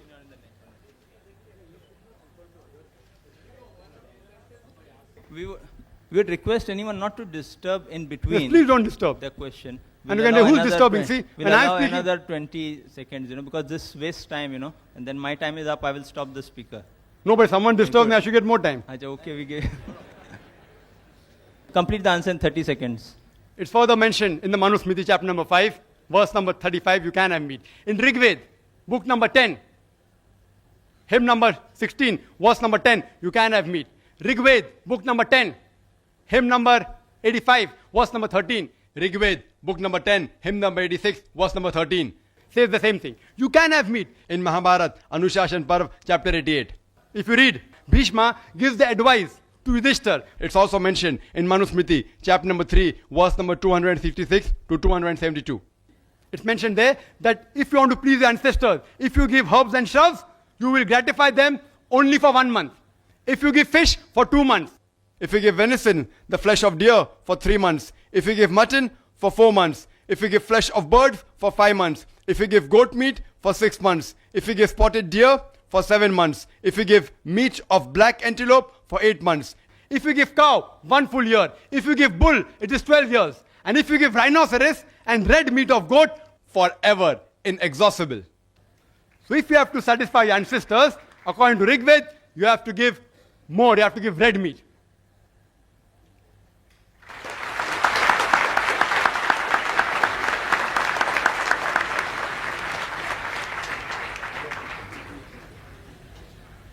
Assalamu alaikum. My name is Gulfam, and this question goes to Mr. Zaveri. Sir, in your dialogue, you said, Jain Munis don't kill plants, they ask for alms. So, is it that they force others to kill plants for them? Or is it that when they put masks on their face, they are not killing the germs and others are killing the germs by not putting the mask on the face? What is it? Please clarify. It's a very good question, sister. I am really very happy. Of all the questions, I would definitely give you first number, because it is said in Jain religion that you should not kill anybody, you should not allow anybody to kill, and you should not appreciate if one kills. So all these 3 things are there. So if a Jain Muni comes to know that this food is prepared for him, he will not take it. So this is the rule of Jain Muni. When they come to us for begging, they ask us very clearly. We also know that they will ask us, have you prepared anything for us? We have to very honestly say, we have not prepared anything, it is for us. We have prepared, say, 4 chapatis.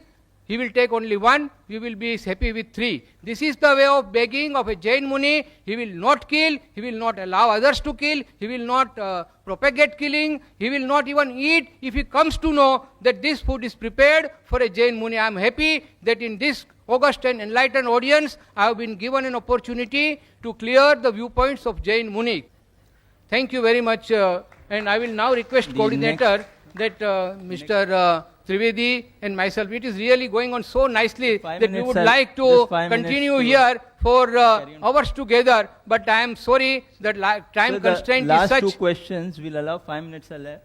I don't think it will be... I think we have been talking so much about vegetarian food and non-vegetarian food, but we are all hungry now. I think we should go and eat. So only last 2 questions and then we disperse. The Mr. Trivedi has said we'll allow last 2 questions on the mic. When can we have the next question for Dr. Zakir? Yes? Acha, there's a request for Mr. For you want to ask question too?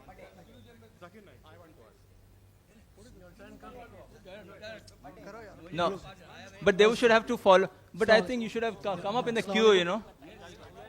Huh? Assalamu alaikum. My question for Zakir bhai is, are non-vegetarian food deficient in there is a request from the others. What we will do, what I will do, see, but there's a request from the side, allow 1 or 2 people to ask questions to Dr. Zakir. What I would suggest, let the speakers, in the time they're available here, let the other 2 speakers ask question. Then Mr. Trivedi and Mr. Zaveri can leave. Then I will give the chance so that I'm not unfair to you also, both people. So that, no, I have told them they wanted to leave, so I have to give them an opportunity to leave. They wanted those 2 people to ask questions. They can ask Dr. Zakir. Which are the 2 people, Mr. Zaveri? Mr. Bade and... आप दोनों को chance दे देंगे. Then after that, we will carry on. The other 2 people will be given chance so that I'm not unfair to them. I hope the audience bears with me. For another 10, Mr. Trivedi and Mr. Zaveri would like to leave after that. So let those 2 people ask question. Acha, we'll allow only... No. He is leaving. Let us ask 2 questions to him and let him hear. Yes. Okay. Yes, let us also ask a question. Okay, let those two people ask question, which Mr. Zaveri has requested. Mr. Bade, who's Mr. Bade? Acha, one Mr. Bade and that. Rule hota hai. Will not. Acha, and the other two, they two, acha, we'll allow them to ask two questions to one. To Dr. Hussain. Excuse me, Mr. Zaveri. Okay, now one question for, yes, one question he'll ask, one you'll ask, then I will allow Mr. Zaveri, after you all have finished your two questions, and one minute, after they finish their two questions, you have finished your two, I'll allow them to leave, then the other two who have missed their chance will be given permission. Beyond that, those who are missing because of these two people will be given a chance. Beyond that, I will not allow. Please, we have to complete the program. Yes, sir. Namaste and salam alaikum. Short, brief and to the point. Dr. Saab. Sir? Dr. Saab. Brief. Kishori sir? Yes. Brief and to My the point. question is this. I went to see the picture Khane Khuda. There was a session of 3 days. So people, Haji Saab jo the, they were wearing sandalwoods. And then beside that, not eating any as a non-veg food. No haircut, nothing, a complete brahmachari or sannyasi. When the picture was over, I asked them, what is this? Those 3 days complete renunciation, sannyasi or brahmachari, what reply they gave? He said, खाने खुदा था. मैंने कहा मुसलमान भाइयों सारा संसार खाने खुदा नहीं है, वही खाना खुदा है. या 3 दिन आप रखते हो. भाई साहब से क्वेश्चन जरा, भाई साहब हमारे चीफ गेस्ट को और हमारे स्पीकर्स को जानना. Please put forward your question. सारा संसार खाने खुदा है. Please reply to me that those 3 days they were offering as Khane Khuda. What about the whole world is Khane Khuda? Where the killing should not be stopped everywhere, especially in India. This is my question. So we will not allow that question. Sir, on the request of the chief guest and the speaker, will not allow that answer. Maybe have the... Mr. Rashmi Zaveri requested the person to ask a question out of turn. I am willing to answer. I am willing to answer. If chairman says no, then I will. I would love to answer if you allow me.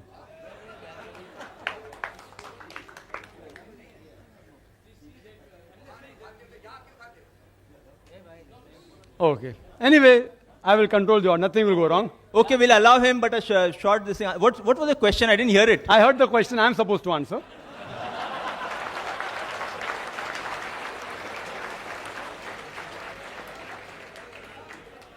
It's a very good question. Okay, now quickly and a quick answer, then we'll allow the other gentleman. It's a very good question. Yes. It's a very good question. It will not create problems. I believe though you all are vegetarians out here, we aren't that violent. It won't create problems, I take guarantee. I will not say something that will create violence. Yes, I know there are non-veg and veg meats in Ahmedabad and Gujarat and there were riots and all. Here, as far as I am concerned, I speak logical, then nothing happened. The brother asked a very good question. He said that he had seen pilgrims going and for 3 days, they didn't have meat. They didn't have meat. It's on Islam. It's on Islam. Why Islam allows like this? No, he's asked a question on Islam. He's asking a question on Islam. No, but that's non-veg. He's not asking on Jainism. What is the problem? Are you so much afraid that the answer will make him a non-veg? He will yet be a veg. No problem. I don't want you to become a non-veg. The brother asked a very good question, that why there don't you have non-veg? It's a misinformation. I have been for Hajj several times. Whoever told you a lie that we don't have non-veg. The rule out there is that in that sacred part, at that time, you cannot kill any animal for hunting. At that time only. But not eating non-veg. I have gone there. I eat non-veg. Who says you can't eat non-veg? Yes, we are dressed up in 2 pieces of unsewn cloth. You know why? You know why? Because it's the biggest annual gathering in the world. People come from America, from Canada, from India, from Pakistan, from Indonesia, all dressed up in 2 pieces of unsewn cloth. Identical. You cannot make out the person next to you, whether he's a king or a pauper, for universal brotherhood. Not theoretical, practical. Universal brotherhood. When we offer salah shoulder to shoulder. We eat food, we eat together. We eat even non-veg. Where you got this from, I don't know. Whoever told you, whether Muslim or non-Muslim, he has told you total falsehood. I'm telling you. I've been for Hajj several times. I've been for Umrah. It's totally wrong. And for universal brotherhood, everyone comes there. So that you can make out people from various parts of the world. We have to be one brotherhood. Islamic brotherhood is that all human beings are brothers. And Muslims are brothers in faith. Yes, brother.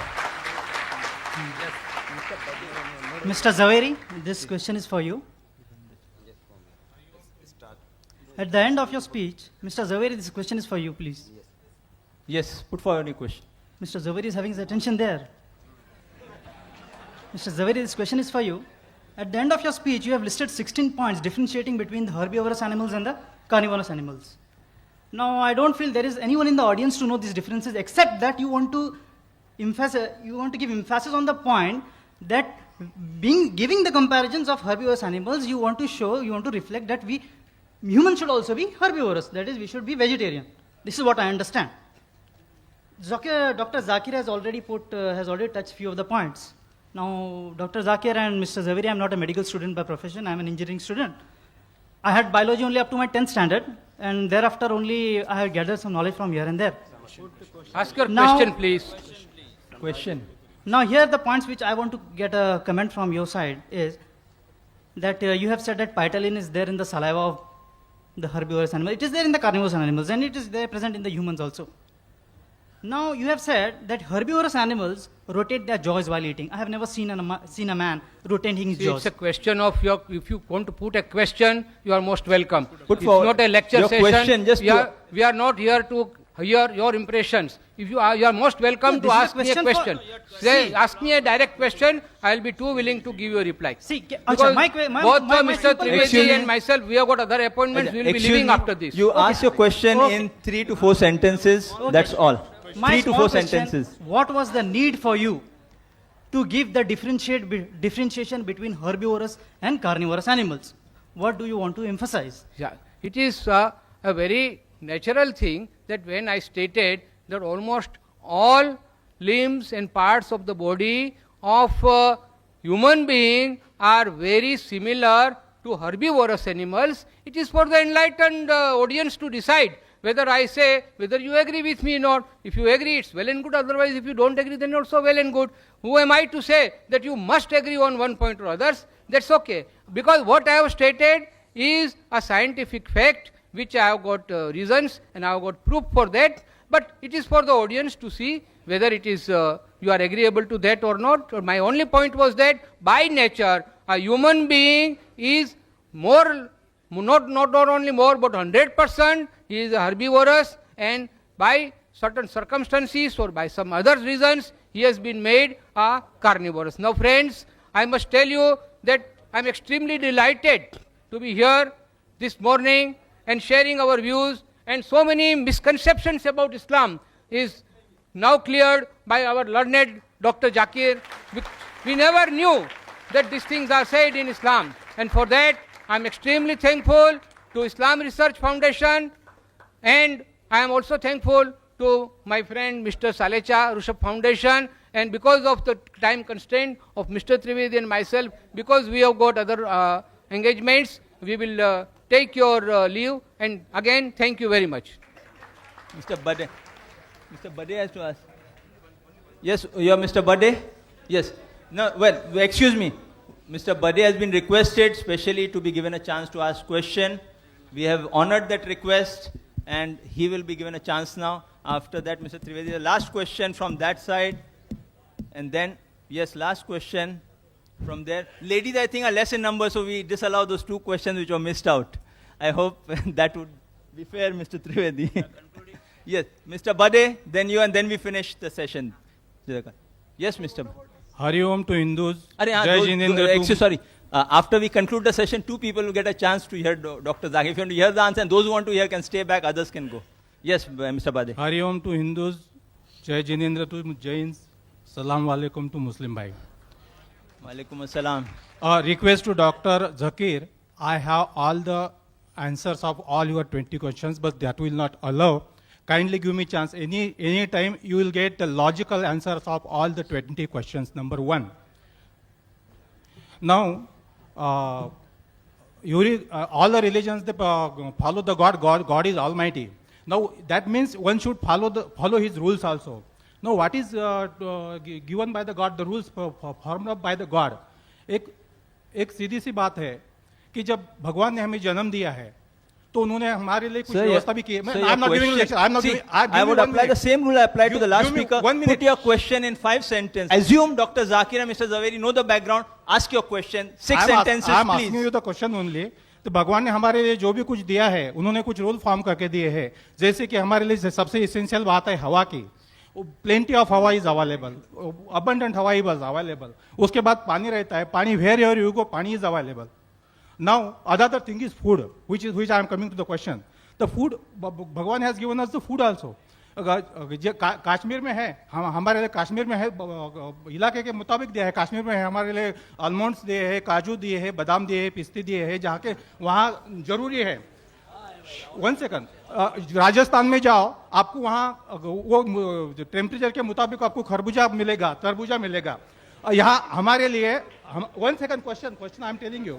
यहाँ हमारे लिए हलवा बना के केले पे ऊपर रख दिया और whatever easily is available he has given is plenty. Now whatever he has given is plenty is cheaper, and whatever he says no, it is not to be taken or it is restricted, should be he has made it costly. So are we following the rule of the God? Sir, what is your question on this topic? Very He good. has understood it. Okay. I've understood the question. Very long question. Very good question. See, I'm in the field. I can make out the question. I'm in the field. Regarding the first part, that you can answer all 20 points. I've got various students in this field. I'll ask one of my students to have a dialogue at IRF. If you want, anytime. Which date? Next Sunday. Next Sunday. Not me, my student. Next Sunday. I can answer to anybody. Next Sunday. Anybody. Next Sunday. Anybody. Okay, done. Next Sunday you're invited. What's your name? Brother, your name? Everything will be given. Mr. Bade will come to IRF at 10:30. Fine. 10:30 morning. Sunday. Same format here, and my student will debate. Anyone. Same topic.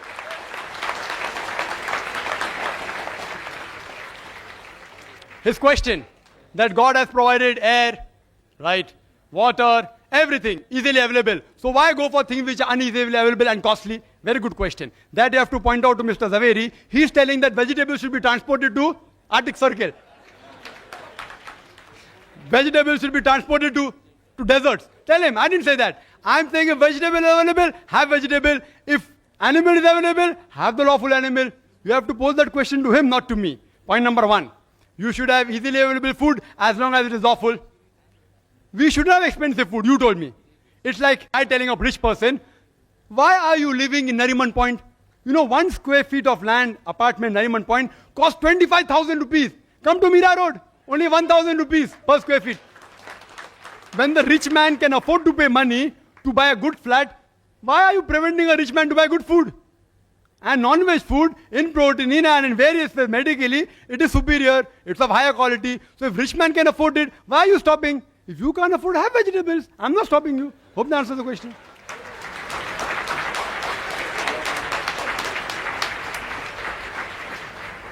Thank you for your enthusiasm. We'll not allow that question. Mr. Zaveri said he would like to, he's exhausted and we respect his views. He would like to leave, so we'll not allow that question, but we'll allow 2 people here who are to ask questions after Mr. Zaverian leave because I've promised them. Yes, Mr. Dhanraj Sarlecha would propose a vote of thanks, after which those who would like to leave may leave, those who would like to hear those 2 questions and 2 answers may sit. One question from the ladies' side. It's not working. Hello? The meeting would be formally closed. Only 2 questions after the meeting would be allowed. Hello? Excuse me, this is one last question from the ladies. This is for Dr. Zakir. No, we'll allow the... No, no, after this, just 2 people and 1 from the ladies. No one else would be... One, 2, 3, 4. 4 questions. Yeah. Yeah. Hello? Excuse me, Mr. Tavedi is saying I should be strict. Now the thing is that I am being compassionate. I give chance to 2 people here. Now everyone is demanding what we'll allow, vote of thanks right away, then 4 questions, 2 here, 1 there, 1 there, then close That's final. Yes, Mr. Dhanraj Salecha to propose a vote of thanks. Chief guest Sri YP Trivedi, learned speakers of dialogue, distinguished guests, brothers and sisters. It's really my pleasant duty to offer vote of thanks on behalf of all the three organizations on whose behalf I thank Sri YP Trivedi to spare his valuable time and grace this occasion as chief guest.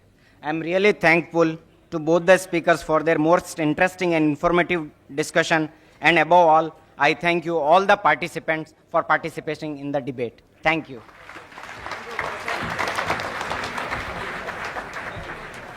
Thank you, sir. Now we continue on with the 4 questions. The chief guest, Mr. Trivedi, Mr. Zaveri are excused. Those who would like to hear the 3 or 4 questions aloud may sit back. We will continue in a minute as the chief guest and the speaker leave. The formal program is closed. We will have an informal 4 questions allowed for the audiences, for the 4 questioners who didn't get a chance because of my interfering and giving the other speakers a chance. Ladies and gentlemen, your attention please. We are starting the sequel question answer session right away. Yes, brother. My question is, are non-vegetarian food deficient in nutrition?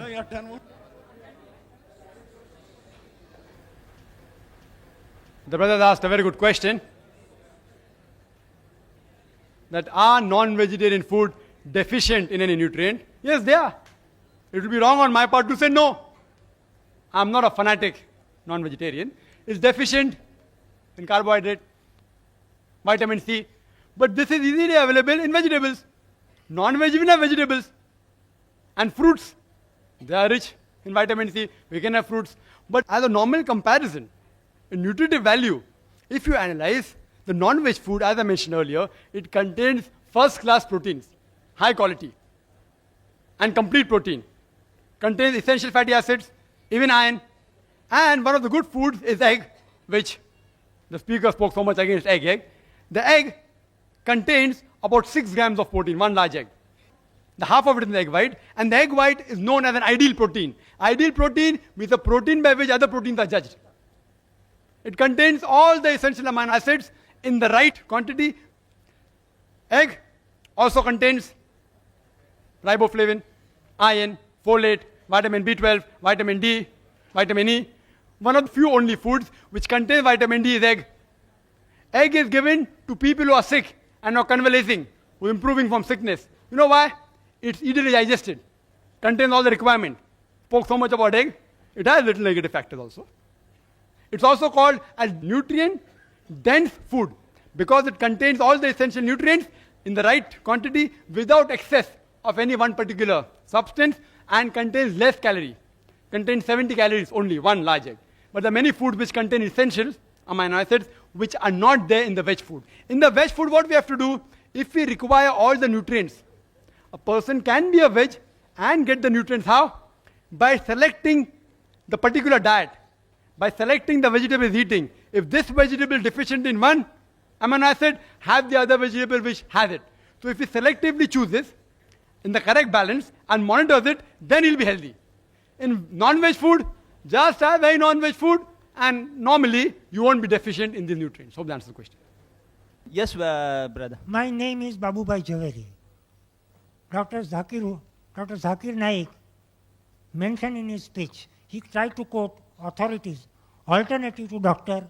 Dean Arnish. Dr. Dean Arnish has been a pioneer in the field of research on reversal of heart diseases, and he has now come to be acclaimed as an authority. His contribution to the field has been recognized by the President of United States by appointing him as an advisor to advise Americans on health matters.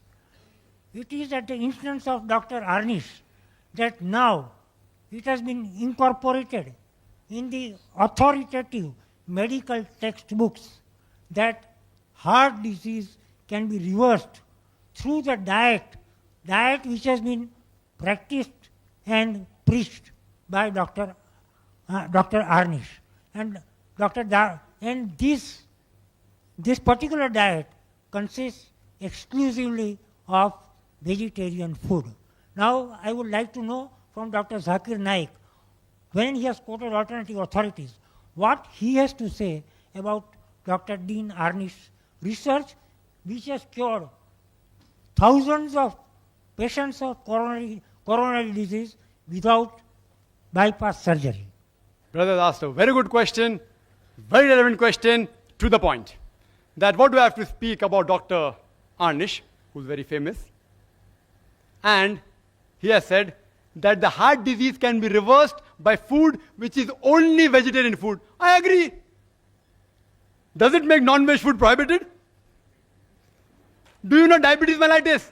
Brother, diabetes mellitus, you don't require Dr. Ornish to say if a person is suffering from diabetes, severe diabetes mellitus, if he doesn't take non-veg treatment of insulin produced by bovine, by pancreas of cow or of pig or human being, he will die.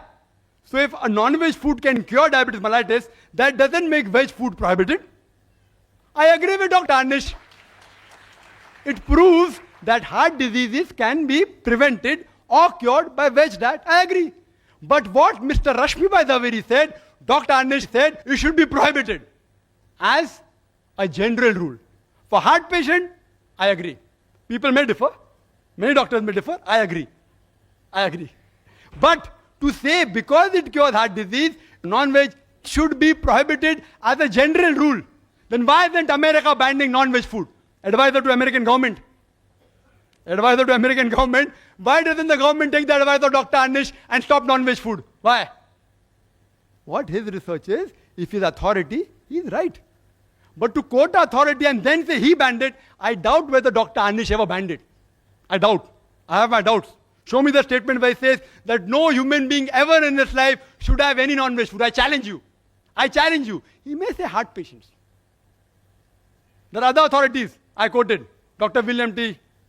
Jarvis, Dr. K. Jerry, several. But I am more pragmatic. I agree with him. It's helpful in curing heart disease, not as a general rule. Hope that answers the question. I'm very clear. Yes, sister. This is regarding, since Dr. Zakir is a scientist and a doctor himself, so I would like him to enlighten me on the 15 years of clinical trial on... I didn't get the question, sir. Can you repeat the question? 15 years of clinical trial at the National Cancer Research Institute at Maryland in USA on this red meat. Red meat causes cancer and all those things. Is it possible for him to enlighten me on this? Thank you. It's a very good question. The sister said out of 15 years of research in some cancer hospital. Research, again, not fact. There's a difference between research and fact. But I agree with that research also. I've read that research. Whether from cancer hospital or which hospital which she's referring to, I've read several research, that it does cause cancer of the colon. Excessive eating of non-veg causes cancer of colon if it doesn't contain diet rich in fiber. If the diet is rich in fiber, however much meat you have, it will not cause cancer. If it's combined with excessive eating of non-veg and lack of fibrous diet. You know, veg food you eat, it can't be digested because the cellulose can't be digested, it remains as fibers, which helps in the motility. Excessive eating of non-veg with not eating fibrous diet causes cancer of colon. But if you have the proper combination, everyone having red meat doesn't have cancer. Excessive eating, Quran says it is haram. So they are going against the Quran, they are bound to get diseased. That doesn't mean non-veg should be prohibited, it should be said excessive eating of non-veg should be prohibited. Hope that answers the question. Wa akhiru dawana alhamdulillah rabbil alamin. Thank you very much. Jazakallah khairan.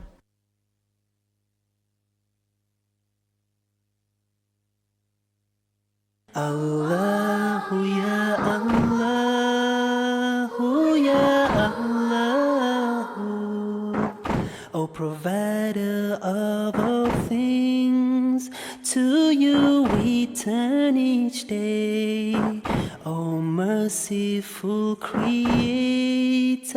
only to you we pray.